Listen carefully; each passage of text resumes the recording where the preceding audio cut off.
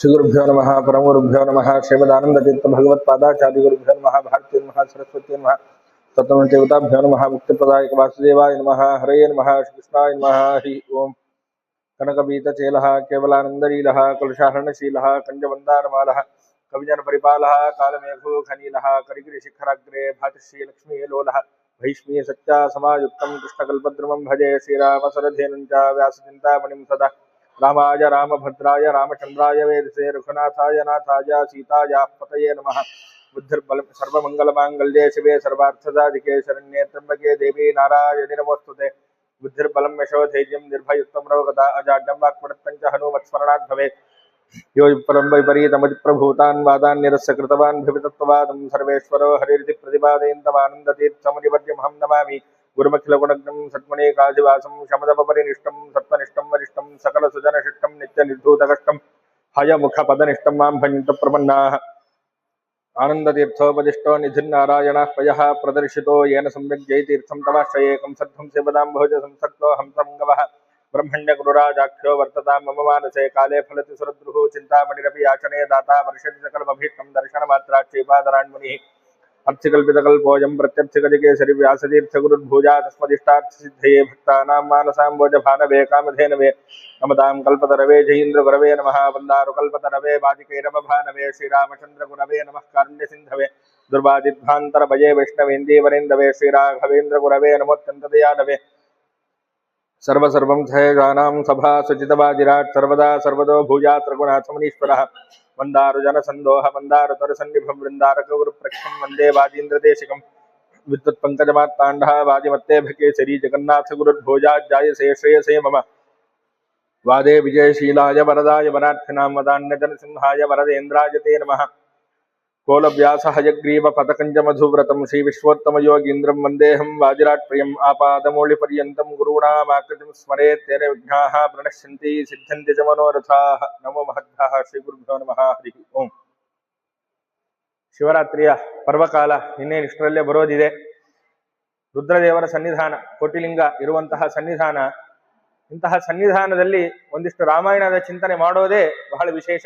ಯಾಕೆ ಅಂತಂದ್ರೆ ಆ ರುದ್ರದೇವರು ಸದಾಕಾಲ ಆ ಪಾರ್ವತಮ್ಮನವರನ್ನ ತೊಡೆ ಮೇಲೆ ಕೂಡಿಸಿಕೊಂಡು ಆ ಒಂದು ರಾಮಾಯಣವನ್ನ ಉಪದೇಶ ಮಾಡ್ತಿರ್ತಾರೆ ಅಂತ. ಗಿರಿಜ ರಾಮ ಮಂತ್ರದಿಂದ ಪರಮ ಮಂಗಳೆಯಾದಳು ಅಂತ ಹೇಳಿದಂತೆ ಆ ರಾಮಾಯಣವನ್ನ ಸದಾಕಾಲ ಪಾರ್ವತಿಯನ್ನು ತೊಡೆ ಮೇಲೆ ಕೂಡಿಸಿಕೊಂಡು ರುದ್ರದೇವರು ಹೇಳ್ತಾ ಇರ್ತಾರೆ. ಅಂದ್ರೆ ತುಂಬಾ ಇಷ್ಟವಾದಂತಹದ್ದು ಯಾವುದು ರುದ್ರದೇವರಿಗೆ ಅಂತಂದ್ರೆ ಆ ಒಂದು ರಾಮಾಯಣವೇ. ಇವತ್ತಿಗೂ ಕಾಶಿಯಲ್ಲಿ ಯಾರು ಪ್ರಾಣತ್ಯಾಗವನ್ನ ಮಾಡ್ತಾರೋ ಅವರ ಕಿವಿಗೆ ಬಂದು ರುದ್ರದೇವರು ರಾಮ ಮಂತ್ರವನ್ನ ಜಪ ಮಾಡ್ತಾರೆ, ಅದರ ಉಪದೇಶವನ್ನ ಮಾಡ್ತಾರೆ ಅಂತ ಕೇಳ್ತೇವೆ. ಅದರಂತೆ ದಿವ್ಯ ಕ್ಷೇತ್ರವಾದಂತಹ ಕೋಟೇಶ್ವರ, ಕೋಟಿಲಿಂಗ ಇರತಕ್ಕಂತಹ ಸ್ಥಾನ. ಇಲ್ಲಿ ಶಿವರಾತ್ರಿಯ ಪರ್ವಕಾಲದಲ್ಲಿ ರುದ್ರದೇವರ ಚಿಂತನೆಯನ್ನ ಮಾಡಬೇಕು ಅಂತಿದೆ. ವಿಶೇಷವಾಗಿ ರುದ್ರದೇವರ ಮಹಾತ್ಮೆಗಳನ್ನು ಚಿಂತನೆ ಮಾಡಬೇಕು ಅಂತ. ಹತ್ತಿರದಲ್ಲೇ ಪರ್ವಕಾಲ ಇದೆ. ಆದ್ರಿಂದ ಅವರು ಚಿಂತನೆ ಮಾಡೋದನ್ನೇ ನಾವು ಮಾಡಿದ್ವಿ ಅಂತಂದ್ರೆ ಇನ್ನಷ್ಟು ಅವರಿಗೆ ಖುಷಿ ಆಗ್ತದೆ. ಆದ್ರಿಂದ ಏನು ರಾಮಾಯಣ ಚಿಂತನೆಯನ್ನ ನಾವು ಮಾಡ್ತಾ ಇದ್ದೇವೋ ಅದರ ಮುಂದುವರೆದ ಭಾಗವನ್ನ ನಾವು ಚಿಂತನೆ ಮಾಡೋಣ ಅಂತ ಹೇಳ್ತಾ, ನಿನ್ನೆಯ ದಿನ ಆ ಸುಗ್ರೀವನನ್ನ ಲಕ್ಷ್ಮಣ ಕಂಡ. ತದನಂತರದಲ್ಲಿ ತಾನು ಸುಗ್ರೀವ ಇಳಿದು ಬಂದು ಎಲ್ಲರೇ ತಾನು ಪ್ರಾಂಜಲಿ ಅಂದ್ರೆ ಎರಡೂ ಕೈಗಳನ್ನ ತಾನು ಮುಗಿತಕ್ಕಂಥವನಾಗಿ ಎಲ್ಲ ರೀತಿಯ ಕ್ಷಮೆಯನ್ನ ಅವನು ಕೇಳ್ಕೊಂಡ.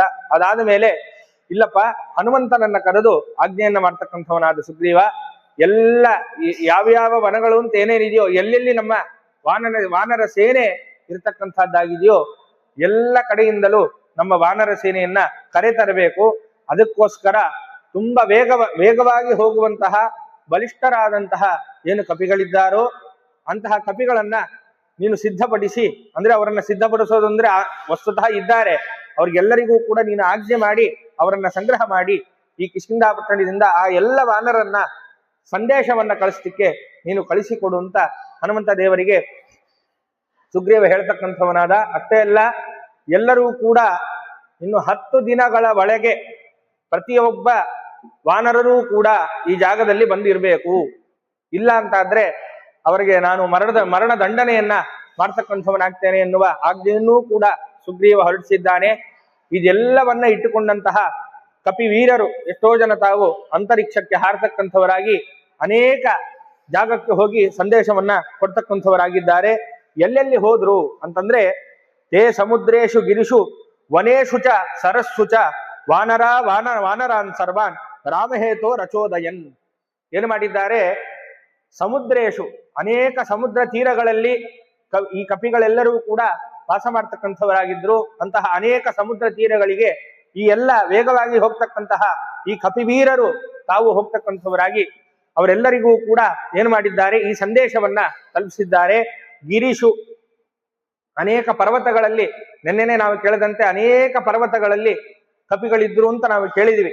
ಒಳ್ಳೊಳ್ಳೆ ಬಣ್ಣ ಬಣ್ಣಗಳಿಂದ ಕೂಡಿದಂತಹ ಕಪಿಗಳು ಅನೇಕ ಬೇರೆ ಬೇರೆ ಪರ್ವತಗಳಲ್ಲಿ ಅವರೆಲ್ಲರೂ ಕೂಡ ಇದ್ರು ಅಂತ ನಾವು ಕೇಳಿದಿವಿ. ಅದರಂತೆ ಅನೇಕ ಗಿರಿಗಳಲ್ಲಿ, ಪರ್ವತಗಳಲ್ಲಿ ಇರ್ತಕ್ಕಂತಹ ಗುಹೆಗಳಲ್ಲಿ ಇರ್ತಕ್ಕಂತಹ ಏನು ಎಲ್ಲ ಕಪಿವೀರರಿದ್ದಾರೋ ಅವರೆಲ್ಲರಿಗೂ ಕೂಡ ಈ ಎಲ್ಲರೂ ಕೂಡ ಏನು ಸಂದೇಶವನ್ನ ತಗೊಂಡು ಹೊರಟಿದ್ರು ವೀರರಾದಂತಹ ಕಪಿಗಳು, ವೇಗವಾಗಿ ಹೋಗುವ ಸಾಮರ್ಥ್ಯ ಇರ್ತಕ್ಕಂತಹ ಕಪಿಗಳು, ಅವರು ಹೋಗಿ ಎಲ್ಲ ಸಂದೇಶವನ್ನ ತಲುಪಿಸಿದ್ದಾರೆ. ಸರಸ್ಸು, ಅನೇಕ ಸರೋವರಗಳ ಬಳಿಯಲ್ಲಿ, ವನಗಳಲ್ಲಿ, ಮಹಾ ಋಷಿಗಳು ತಪಸ್ಸು ಮಾಡತಕ್ಕಂತಹ ವನಗಳಲ್ಲಿ ಎಲ್ಲ ಕಡೆಯಲ್ಲೂ ಈ ಕಪಿವೀರರು ಇದ್ರು. ಇವರೆಲ್ಲರಿಗೂ ಕೂಡ ವಾನರಾನ್ ಸರ್ವಾನ್, ಏನು ವೇಗವಾಗಿ ಹೋಗ್ತಕ್ಕಂತಹ ಏನು ವಾನರರಿದ್ದಾರೋ ಈ ಎಲ್ಲ ವಾನರರು, ಎಲ್ಲ ವಾನರರಿಗೆ, ಅಲ್ಲಿ ವಾಸ ಮಾಡತಕ್ಕಂತಹ ಎಲ್ಲ ವಾನರರಿಗೆ ಈ ಸಂದೇಶವನ್ನ, ಯಾವ ಸಂದೇಶ?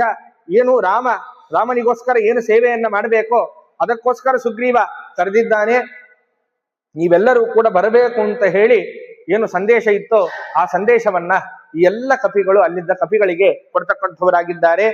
ಇಷ್ಟಾದ ಮೇಲೆ ಮೃತ್ಯು ಕಾಲೋಪಮಸ್ಯಾಜ್ಞಾಂ ಕಪಿರಾಜಸ್ಯ ವಾನರಾಹ ಸುಗ್ರೀವಸ್ಯಾಯುಶ್ರುತ್ವ ಸುಗ್ರೀವ ಭಯ ದರ್ಶಿನಃ. ಏನು ಮಾಡಿದ್ದಾರೆ? ಈ ವಾನರರೆಲ್ಲರೂ ಕೂಡ ಏನು ವಿಷಯವನ್ನು ಹೇಳ್ತಾ ಇದ್ದಾರೆ? ಇನ್ನ 10 ದಿನಗಳಲ್ಲಿ ನೀವೆಲ್ಲರೂ ಕೂಡ ಕಿಷ್ಕಿಂಧ ಪಟ್ಟಣದಲ್ಲಿ ಇರತಕ್ಕದ್ದು. ನೀವು ಇರ್ಲಿಲ್ಲ ಅಂತಾದ್ರೆ ಸುಗ್ರೀವ ಒಂದು ಆಜ್ಞೆಯನ್ನು ಹೊರಡಿಸಿದ್ದಾನೆ. ಏನು ಆಜ್ಞೆ? ನೀವು ಬರ್ಲಿಲ್ಲ ಅಂತಾದ್ರೆ, ಯಾರಾದ್ರೂ ಇಲ್ಲೇ ಉಳ್ಕೊಂಡ್ರೆ ಅವರಿಗೆ ಮರಣದಂಡನೆಯನ್ನ ಮಾಡ್ತೇನೆ ಅಂತ ಸುಗ್ರೀವ ಹೇಳಿದ್ದಾನೆ. ಈ ಮಾತನ್ನ ಕ್ಷಣದಲ್ಲಿ ಎಲ್ಲ ವಾನರರು ಸಿದ್ಧರಾಗಿರುತ್ತೆ. ಯಾಕೆ? ಸುಗ್ರೀವ ಹೇಳದ್ದನ್ನ ಮಾಡ್ತಾನೆ ಅಂತಹ ರಾಜ. ಆದ್ರಿಂದ ಆ ಸುಗ್ರೀವನ ಮಾತು ಯಾವಾಗ ಕಿವಿಗೆ ಬಿತ್ತೋ ಅದರಂತೆ ಎಲ್ಲರೂ ಕೂಡ ತಾವು ಕ್ಷಣದಲ್ಲಿ ಆ ಎಲ್ಲ ಕವಿಗಳು ಕೂಡ ಸಿದ್ಧರಾಗಿದ್ದಾರೆ. ಸಿದ್ಧರಾಗಿ ಎಲ್ಲರೂ ಕೂಡ ಕೋಟಿ ಕಟ್ಟಲೆ ಕವಿಗಳು, ಆ ಸಂಖ್ಯೆಯನ್ನು ಎಣಿಸಲಿಕ್ಕೆ ಸಾಧ್ಯ ಇಲ್ಲ ಅಂತ ಹೇಳ್ತಾರೆ. ಅಷ್ಟು ಕೋಟಿ ಕಟ್ಟಲೆ ಆ ಎಲ್ಲ ಕವಿಗಳು ಕೂಡ ಏನು ಮಾಡಿದ್ದಾರೆ? ಹೊರಲಿಕ್ಕೆ ಸಿದ್ಧ ಆಗ್ತಾರೆ, ಸುಗ್ರೀವ ಹೇಳಿದ್ದಾರೆ ಅಂತ ಹೇಳಿ. ಹಾಗೆ ಹೊರಟುವಾಗ 10 ಕೋಟಿ ವಾನರರು, ಅನೇಕ ಪರ್ವತಗಳು, ಏನು ಸೂರ್ಯ ಎಲ್ಲಿ ಅಸ್ತಂಗತನಾಗ್ತಾನೋ ಆ ಪರ್ವತದಲ್ಲಿ ಇರ್ತಕ್ಕಂತಹ 10 ಕೋಟಿ ಕಪಿಗಳು ಎಲ್ಲರೂ ಕೂಡ ಕಿಷ್ಕಿಂಧ ಪಟ್ಟಣಕ್ಕೆ ಬರ್ತಕ್ಕಂಥವರಾಗಿದ್ದಾರೆ. ಮತ್ತೆ ಕೈಲಾಸ ಶಿಖರಗಳಲ್ಲಿ ಇರ್ತಕ್ಕಂತಹ ಒಳ್ಳೆ ಹೊಂಬಣ್ಣದಿಂದ ಕೂಡಿದಂತಹ ಅನೇಕ ಕಪಿಗಳು, ಅವರು ಕೂಡ ಈ ಸಂದೇಶವನ್ನು ಕೇಳಿದ ತಕ್ಷಣ ಕ್ಷಣದಲ್ಲಿ ಅವರು ಕೂಡ ಈ ಕಿಷ್ಕಿಂಧ ಪಟ್ಟಣಕ್ಕೆ ಬರ್ತಕ್ಕಂಥವರಾಗ್ತಾರೆ. ಮತ್ತೆ ಇದಲ್ಲದೆ ಅನೇಕ ಕಪಿಗಳು ನಾರಿಕೇಲ ಎನ್ನುವಂತಹ ವನದಲ್ಲಿ ವಾಸವಾಗಿದ್ದರು. ಈ ಕಪಿಗಳು ಏನು ಮಾಡ್ತಾ ಇದ್ರು ಅಂತಂದ್ರೆ, ಈ ಒಂದು ಕಾಯಿ, ಏನ್ ನಾರಿಕೇಲ ಅಂದ್ರೆ ಕಾಯಿ, ಈ ಕಾಯನ್ನೇ ತಿಂದುಕೊಂಡು ಅವರು ವಾಸವಾಗಿದ್ದರು. ಈ ಕಪಿಗಳಿಗೂ ಕೂಡ ಸಂದೇಶ ಅನ್ನೋದು ತಲುಪಿದೆ. ಈ ಕಪಿಗಳು ಕೂಡ ಅವರು ಕೂಡ ಕಿಷ್ಕಿಂಧ ಪಟ್ಟಣಕ್ಕೆ ಹೊರಡಬೇಕು ಅಂತ ಹೇಳಿ ಎಲ್ಲರೂ ಕೂಡ ಸಾವಿರಾರು ಕೋಟಿ ಸಂಖ್ಯೆಯಲ್ಲಿ ಕಪಿಗಳೆಲ್ಲರೂ ಕೂಡ ಹೊರಡಲಿಕ್ಕೆ ಸಿದ್ಧರಾಗ್ತಾರೆ. ಈಗ ಸಿದ್ಧರಾದ ಮೇಲೆ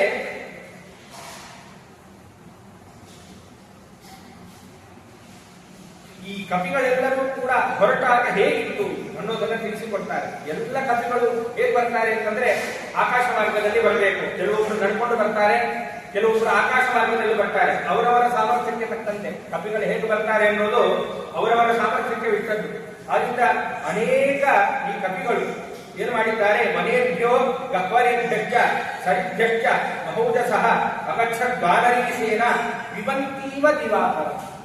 ಹೇಗೆ ಹೊರಟಿದೆ ಈ ವಾನರ ಸೇನೆ ಅಂತಂದ್ರೆ, ಎಲ್ಲರೂ ಕೂಡ ವನದಲ್ಲಿ ಇರ್ತಕ್ಕಂಥವರು, ಗಹ್ವರ ಅಂದ್ರೆ ಗುಹೆಗಳಲ್ಲಿ ವಾಸ ಮಾಡ್ತಕ್ಕಂತಹ ಈ ಎಲ್ಲ ಕಪಿಗಳು ಎಲ್ಲರೂ ಕೂಡ ವಾನರ ಸೇನೆ ಹೊರಟಾಗ ಹೇಗಿತ್ತು ಅಂತಂದ್ರೆ, ಸೂರ್ಯನ ಕಿರಣಗಳನ್ನ ಇವರು ತಿಂದ್ಕೊಂಡ್ಬಿಟ್ಟಿದ್ದಾರೋ ಏನೋ ಅನ್ನುವಂತೆ ಆಕಾಶ ಮಾರ್ಗದಲ್ಲಿ ಅಷ್ಟು ಕಪಿಗಳು ಸೇರಿವೆ. ಅಂದ್ರೆ ಅಷ್ಟು ಕಪಿ ಸೇನೆ ರಾಮನ ಸೇವೆಗಾಗಿ ಹೊರಟಿದೆ ಅಂತ ಅರ್ಥ. ಅಂದ್ರೆ ಮೇಲಿನ ಸೂರ್ಯನ ಕಿರಣಗಳೇ ಕೆಳಗೆ ಇಲ್ಲೇ ಇಲ್ಲ. ಏನು ಇವರೆಲ್ಲರೂ ಸೇರಿ ಸೂರ್ಯನನ್ನೇ ನುಂಗಿ ಬಿಟ್ಟಿದ್ದಾರೇನೋ ಅನ್ನುವ ಹಾಗೆ ಕಾಣಿಸ್ತಾ ಇತ್ತಂತೆ. ಎಲ್ಲ ಕಡೆ ಅವರೇ ನುಂಗಿದ್ದಾರೆ. ಹಾಗೆ ಆ ಎಲ್ಲ ಕಪಿ ಸೈನ್ಯ ಅದು ಹೊರತಕ್ಕಂಥದ್ದಾಗಿದೆ. ಏತು ತೊರಗಿತು ಯಾಕ ವಾನರಾಹ ಸರ್ವ ವಾನರಾನ ಹಿಮವಚ್ಚೈಲೆ ದದೃಶುಸ್ತಂ ಮಹಾದ್ರುಮಂ. ತದನಂತರದಲ್ಲಿ ಅನೇಕ ವಾನರರನ್ನ ಹೊರಡಿಸಿದ್ದು ಯಾರು? ಸಂದೇಶವನ್ನು ಕೊಟ್ಟರು. ಅನೇಕ ವಾನರರು ಆಕಾಶದಲ್ಲಿ ಹಾಕಲಿಕ್ಕೆ ಶುರು ಮಾಡಿದ್ರು, ವಿಶ್ವದಾಪಟ್ಟಣವನ್ನು ತಲುಪಬೇಕು ಅನ್ನೋ ಉದ್ದೇಶದಿಂದ. ಅದಲ್ಲದೆ ಅವರಿಗೆ ಸಂದೇಶವನ್ನು ಕೊಡಲಿಕ್ಕೆ ಬಂದಂತಹ ಏನು ವೇಗವಾಹಿಗಳಾದಂತಹ ಏನು ಈ ಕವಿಗಳಿದ್ರು, ಇವರೆಲ್ಲರೂ ಕೂಡ ಏನು ಮಾಡಿದ್ದಾರೆ? ಹಿಮವತ್ ಪರ್ವತವನ್ನ ಕಂಡಿದ್ದಾರೆ. ಆ ಹಿಮವತ್ ಪರ್ವತದಲ್ಲಿ ಒಂದು ಉತ್ತಮವಾದಂತಹ ಒಂದು ವೃಕ್ಷವನ್ನು ಕಂಡರು. ಯಾರು? ಈ ವೇಗವಾಹಿಗಳಾದಂತಹ ಈ ಕವಿಗಳು, ಸಂದೇಶವನ್ನ ಹೇಳಲಿಕ್ಕೆ ಹೋದಂತಹ ಈ ಕವಿಗಳು ಹಿಮವಚ್ಚೈಲ ಅಂದ್ರೆ ಹಿಮಾಲಯದ ಪರ್ವತದಲ್ಲಿ ಒಂದು ದಿವ್ಯವಾದಂತಹ ಒಂದು ವೃಕ್ಷವನ್ನ ಕಾಣ್ತಕ್ಕಂಥವರಾಗಿದ್ದಾರೆ. ತಸ್ಮಿನ್ ಗಿರಿವರೇ ರಮ್ಯೆ ಯಜ್ಞೋ ಮಾಹೇಶ್ವರ ಪುರ ಸರ್ವದೇವ ಮನಸ್ತೋಷ ಬಭೌ ದಿವ್ಯೋ ಮನೋಹರ. ಆ ವೃಕ್ಷ ಎಂಥದ್ದು ಅನ್ನೋದನ್ನ ಈಗ ತಿಳಿಸಿಕೊಡ್ತಾರೆ. ಹಿಂದೆ ಈ ದಿವ್ಯವಾದಂತಹ ಸುಂದರವಾದಂತಹ ಈ ಪರ್ವತದಲ್ಲಿ, ಯಾವುದು ಹಿಮವಚ್ಚೈಲ, ಹಿಮಾಲಯ ಪರ್ವತದಲ್ಲಿ ಏನಾಗಿತ್ತು ಅಂತಂದ್ರೆ ಮಹೇಶ್ವರನಿಗೆ ಸಂಬಂಧಪಟ್ಟಂತಹ ಒಂದು ದಿವ್ಯ ಯಾಗವನ್ನ ಈ ಒಂದು ಹಿಮವತ್ ಪರ್ವತದಲ್ಲಿ ಮಾಡಿದ್ರಂತೆ. ಯಾರೋ ಎಲ್ಲ ದೇವತೆಗಳು ಸೇರಿ ಮಾಡಿದಂತಹ ಈ ಯಾಗದಿಂದ ಆ ಎಲ್ಲ ದೇವತೆಗಳಿಗೆ ಏನಾಯ್ತಪ್ಪ ಅಂತಂದ್ರೆ ಸರ್ವದೇವ ಮನಸ್ತೋಷ, ಎಲ್ಲ ದೇವತೆಗಳಿಗೆ ಮನಸ್ಸು ಸಂತೋಷವಾಯಿತಂತೆ ಈ ಯಾಗವನ್ನ ಅಲ್ಲಿ ಮಾಡಿದ್ರಿಂದ. ಅನೇಕ ಋಷಿಗಳು ದೇವತೆಗಳು ಎಲ್ಲರೂ ಸೇರಿ ಮಾಡಿದಂತಹ ಯಜ್ಞ, ಆ ಯಜ್ಞ ಯಾಗಗಳಿಂದ ಎಲ್ಲ ದೇವತೆಗಳಿಗೆ ಮನಸ್ಸು ಸಂತೋಷವಾಗಿದೆ, ಅಲ್ಲಿದ್ದ ಎಲ್ಲ ಋಷಿಗಳಿಗೂ ಸಹಿತ ಮನಸ್ಸಂತೋಷವಾಗಿದೆ. ಇವತ್ತಿಗೂ ಅಷ್ಟೇ ನಾವು ಮಾಡ್ತೇವೆ ಅನೇಕ ಅನುಷ್ಠಾನಗಳನ್ನ ಎಲ್ಲವನ್ನ ಮಾಡಿದ್ರು ಕೂಡ ಯಾವಾಗ ಮುಗಿಯುತ್ತೆ ಅನ್ನೋಂಗೆ ನಾವು ಮಾಡೋದು, ಯಾವಾಗ ಮುಗಿದ್ರೆ ಸಾಕಪ್ಪ ಅಂತ ಮಾಡ್ತೇವೆ. ಬೆಳಿಗ್ಗೆ ಎದ್ದು ಒಂದು ಕಣ್ಣೀರು ಸ್ನಾನ ಮಾಡಿ ಒಂದು ದೇವ್ರ ಪೂಜೆ ಮಾಡಲಿಕ್ಕೆ ನಾವು ಹಿಂದೆ ಇರ್ತೇವೆ. ಮನಸ್ಸಂತೋಷ ದೂರ ಉಳಿತು. ಯಾವತ್ತೂ ಕೂಡ ಸಾಧನೆ ನಮಗೆ ಮನಸ್ಸು ಸಂತೋಷವನ್ನು ಕೊಡಬೇಕು, ಮನಸ್ಸಿನಲ್ಲಿ ಪ್ರಫುಲ್ಲತೆಯನ್ನು ಕೊಡಬೇಕು. ಯಾಕೆ ಈ ಅನುಷ್ಠಾನಗಳಲ್ಲಿ ಎಲ್ಲವನ್ನು ಹೇಳಿದ್ದಾರೆ ಅಂತಂದ್ರೆ, ದೇಹ ಶುದ್ಧಿ, ಮನಃಶುದ್ಧಿ, ಬುದ್ಧಿ ಶುದ್ಧಿ ಎಲ್ಲ ಆದರೆ ಸ್ವಯಂ ತಾನೇ ನಮಗೆ ಸಂತೋಷ ಅನ್ನೋದು ಒದಗಿ ಬರುತ್ತೆ. ಆ ಸಂತೋಷ ಒದಗಿ ಬಂದಾಗ ಎಲ್ಲ ರೀತಿಯ ಸಾಧನೆಗಳನ್ನ ನಾವು ಚೆನ್ನಾಗಿ ಮಾಡ್ಕೊಳ್ಳಿಕ್ಕಾಗತ್ತೆ. ಅದಕ್ಕೋಸ್ಕರ ಈ ಎಲ್ಲ ಅನುಷ್ಠಾನ ಮುಂತಾದವುಗಳನ್ನೆಲ್ಲ ಇಟ್ಟಿರೋದು. ಅದೆಲ್ಲರಿಂದಲೂ ನಾವು ಪುಣ್ಯವನ್ನು ಬಳಸ್ಕೊಳ್ಬಹುದು. ಜೀವನದಲ್ಲಿ ಒಳ್ಳೆ ಶಾಂತತೆಯಿಂದಲೂ ನಾವು ಇರ್ಬೋದು, ಒಳ್ಳೆ ಶಾಂತಿಯೂ ಕೂಡ ನಮಗೆ ಸಿಗ್ತಕ್ಕಂಥದ್ದಾಗುತ್ತೆ. ಅಷ್ಟೇ ಅಲ್ಲ, ಮನಸ್ಸಂತೋಷ ಸಿಗುತ್ತೆ. ಇವತ್ತೆಲ್ರಿಗೂ ಬಂದಿರೋದು ಅದೇ ಅಲ್ವಾ?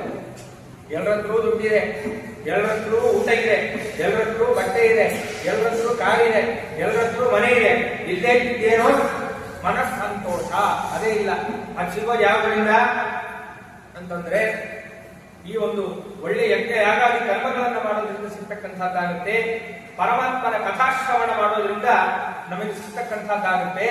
ಮತ್ತೆ ತೀರ್ಥಯಾತ್ರೆಗಳನ್ನ ಚೆನ್ನಾಗಿ ಮಾಡೋದ್ರಿಂದ ಮನಸ್ಸಂತೋಷ ಅನ್ನೋದು ಸಿಗುತ್ತೆ. ಮನಸ್ಸಂತೋಷ ಅನ್ನೋದು ದುಡ್ಡಿನಲ್ಲಿದೆ ಅಂತ ನಾವು ತಿಳ್ಕೊಂಡಿದ್ದೀವಿ, ಖಂಡಿತ ಇಲ್ಲ. ಅದಕ್ಕೆ ಯಾರು ಹೇಳ್ತಾ ಇದ್ರು, ಚೆನ್ನಾಗಿ ಹೇಳಿದ್ರು, ಎಲ್ಲವೂ ದುಡ್ಡೇ ಮಾಡೋದಾದ್ರೆ ದುಡ್ಡಿನಿಂದ ಒಳ್ಳೆ ಹಾಸಿಗೆ ನಾವು ಖರೀದಿ ಮಾಡಬಹುದೇ ಹೊರತು ನಿದ್ದೆ ಖರೀದಿ ಮಾಡಕ್ ಆಗಲ್ಲ ಅಂತ. ದುಡ್ಡಿದ್ರೆ ಒಳ್ಳೆ ಧಾನ್ಯಗಳನ್ನ ಖರೀದಿ ಮಾಡಬಹುದು, ಆದ್ರೆ ಹಸಿವು ಮತ್ತೆ ಅರಗಿಸುವ ಸಾಮರ್ಥ್ಯವನ್ನ ಖರೀದಿ ಮಾಡ್ಲಿಕ್ಕೆ ಆಗೋದಿಲ್ಲ ಅಂತ. ಹಾಗೆ ಇದೆಲ್ಲವೂ ಕೂಡ ಎಲ್ಲವನ್ನೂ ದುಡ್ಡಿನಲ್ಲೇ ಮಾಡ್ಲಿಕ್ಕೆ ಆಗುವುದಿಲ್ಲ. ಹಾಗಾಗಿ ಮನಃಶಾಂತಿ, ಮನಸ್ಸಂತೋಷ ಅನ್ನೋದು ಬಹಳ ಮುಖ್ಯ. ಈ ಮನಸ್ಸಂತೋಷ ಮುಖ್ಯವಾಗಿ ಇದು ಮಾಡೋದ್ರಿಂದ ಸಿಗ್ತಕ್ಕಂಥದ್ದಾಗುತ್ತೆ. ಈ ಯಾತ್ರೆಯನ್ನು ಹೇಳಿರುವುದು ಕೂಡ ಮನೋಮಾಲಿನ್ಯ ಹೋಗಿ ಮನಸ್ಸಂತೋಷವಾಗಲಿಕ್ಕೆ ಪರಮಾತ್ಮನ ಗುರು ಹಿರಿಯರ ಕಥಾಶ್ರವಣ ಯಾಕೆ ಮಾಡಬೇಕು ಅಂದ್ರೆ ಇದಕ್ಕೋಸ್ಕರವೇ. ಮನಸ್ಸಿನಲ್ಲಿರ್ತಕ್ಕಂತಹ ಮಾಲಿನ್ಯ ಹೋಗಬೇಕು, ಮನಸ್ಸಿಗೆ ಸಂತೋಷವಾಗಬೇಕು. ಅದಕ್ಕೋಸ್ಕರ ಈ ಕಥೆಯನ್ನೆಲ್ಲವನ್ನು ಹೇಳಿದ್ದಾರೆ. ನಮಗೆ ಹೇಳಿದಂತಹ ಅನುಷ್ಠಾನ ಮುಂತಾದವುಗಳು ಕೂಡ ಮನಸ್ಸಂತೋಷಕ್ಕೆ ಇರ್ತಕ್ಕಂಥದ್ದು, ಯಜ್ಞ ಯಾಗಾದಿಗಳು ಎಲ್ಲವೂ ಕೂಡ. ಆದ್ರಿಂದ ಈ ಒಂದು ಹಿಮವಚ್ಚೈಲ ಏನು ಆ ಹಿಮಾಲಯ ಪರ್ವತದಲ್ಲಿ ಈ ಎಲ್ಲ ಋಷಿಮುನಿಗಳು ದೇವತೆಗಳು ಎಲ್ಲರೂ ಸೇರಿ ತಾವು ಯಜ್ಞ ಯಾಗಾದಿಗಳನ್ನ ಏನು ಮಾಡಿದ್ದಾರೋ ಆ ಯಜ್ಞ ಯಾಗಾದಿಗಳಿಂದ ಬಹಳಷ್ಟು ಮನಸ್ಸಿಗೆ ಅವರಿಗೆ ಸಂತೋಷ ಅನ್ನೋದು ಉಂಟಾಗಿದೆ. ಆ ಋಷಿಗಳಿಗೆ, ದೇವತೆಗಳಿಗೆ ಎಲ್ಲರಿಗೂ ಕೂಡ ಬಹಳ ಮನಸ್ಸಿಗೆ ಸಂತೋಷವಾಗಿದೆ. ಮತ್ತೆ ಅಲ್ಲಿ ಆ ಒಂದು ಯಜ್ಞಕ್ಕೆ ಬಳಸಿದಂತಹ ಏನು ಹವಿಸ್ಸು ಮುಂತಾದ ಪದಾರ್ಥಗಳಿದ್ವು ಅದೆಲ್ಲವೂ ಕೂಡ ಕೆಳಗೆ ಬಿದ್ದಿದ್ವಂತೆ. ಅದನ್ನು ಹೇಳ್ತಾರೆ, ಅಜ್ಞವಿಶ್ಚಂತ ಜಾತಾನಿ ಮೂಲಾನಿ ಚ ಫಲಾನಿ ಚ ಅಮೃತಾಸ್ವಾದ ಕಲ್ಪಾನಿ ತದುಷು ತತ್ರವಾನರಾಹ. ಈ ವೇಗವಾಹಿಗಳಾದಂತಹ ಈ ಮಾನವರಿದ್ದಾರೋ ಇವರೆಲ್ಲರೂ ಕೂಡ ಅಲ್ಲಿ ಯಜ್ಞ ಮಾಡಿದ ಜಾಗವನ್ನು ಕಂಡಿದ್ದಾರೆ. ಯಜ್ಞ ಮಾಡಿದ ಜಾಗದ ಬಳಿಯಲ್ಲೇನೆ ಈ ತರಹದ ವೃಕ್ಷಗಳನ್ನ ಕಂಡಿದ್ದಾರೆ. ಯಾರು? ಆ ಎಲ್ಲ ವಾನರರು. ಈ ವೃಕ್ಷ ಹೇಗೆ ಬಂದಿದೆ, ಇಷ್ಟು ಸುಂದರವಾಗಿ ಕಾಣ್ತಾ ಇದೆಯಲ್ಲ ಈ ವೃಕ್ಷ ಹೇಗೆ ಬಂತು ಅಂತಂದ್ರೆ ಅದನ್ನ ಹೇಳ್ತಾರೆ. ಯಜ್ಞ ಯಾಗಾದಿಗಳನ್ನ ಮಾಡಿ ಉಳಿದಂತಹ ಏನು ಪದಾರ್ಥಗಳಿದ್ದವೋ, ಹವಿಸ್ಸು ಮುಂತಾದ ಹವಿಸ್ಸು ಎಲ್ಲವೂ ಕೂಡ ಏನು ಉಳಿದ ಪದಾರ್ಥಗಳಿದ್ವು, ಅದು ಚೆಲ್ಲಿ ಏನಾಗಿತ್ತು ಅಂದ್ರೆ ಅನೇಕ ದಿವ್ಯವಾದಂತಹ ಪುಷ್ಪ, ಫಲ ಮುಂತಾದವುಗಳಿಂದ ಕೂಡಿದ ಒಳ್ಳೆ ದಿವ್ಯವಾದಂತಹ ವೃಕ್ಷಗಳು ಬೆಳೆದಿದ್ದು ಬೆಳೆದು ಅದು ಆ ರೀತಿಯಾಗಿ ಫಲಭರಿತವಾಗಿ ಸುಂದರವಾಗಿ ಕಾಣ್ತಾ ಇತ್ತಂತೆ. ಅದನ್ನ ಈ ಎಲ್ಲ ವಾನರರು ತದುಷು ತಂತ್ರವಾನರ ಈ ಎಲ್ಲ ವೃಕ್ಷಗಳನ್ನ ಅಲ್ಲಿರ್ತಕ್ಕಂತಹ ವೇಗವಾಗಿ ಹೋಗುವಂತಹ ಈ ಎಲ್ಲ ವಾನರರು ಕೂಡ ಕಂಡಿದ್ದಾರೆ. ನೋಡಿದ ಕ್ಷಣದಲ್ಲಿ ಇಳಿಬೇಕು ಅಂತ ಅನಿಸ್ತು. ಅವರೆಲ್ಲರೂ ಕೂಡ ಏನು ಮಾಡಿದ್ದಾರೆ, ತದನ್ನ ಸಂಭವಂ ದಿವ್ಯಂ ಫಲಂ ಮೂಲಂ ಮನೋಹರಂ ಯಃ ಕಶ್ಚಿತ್ ಸಕೃದಷ್ಟಾದಿ ಮಾಸಂ ಭವತಿ ತರ್ಪಿತಃ.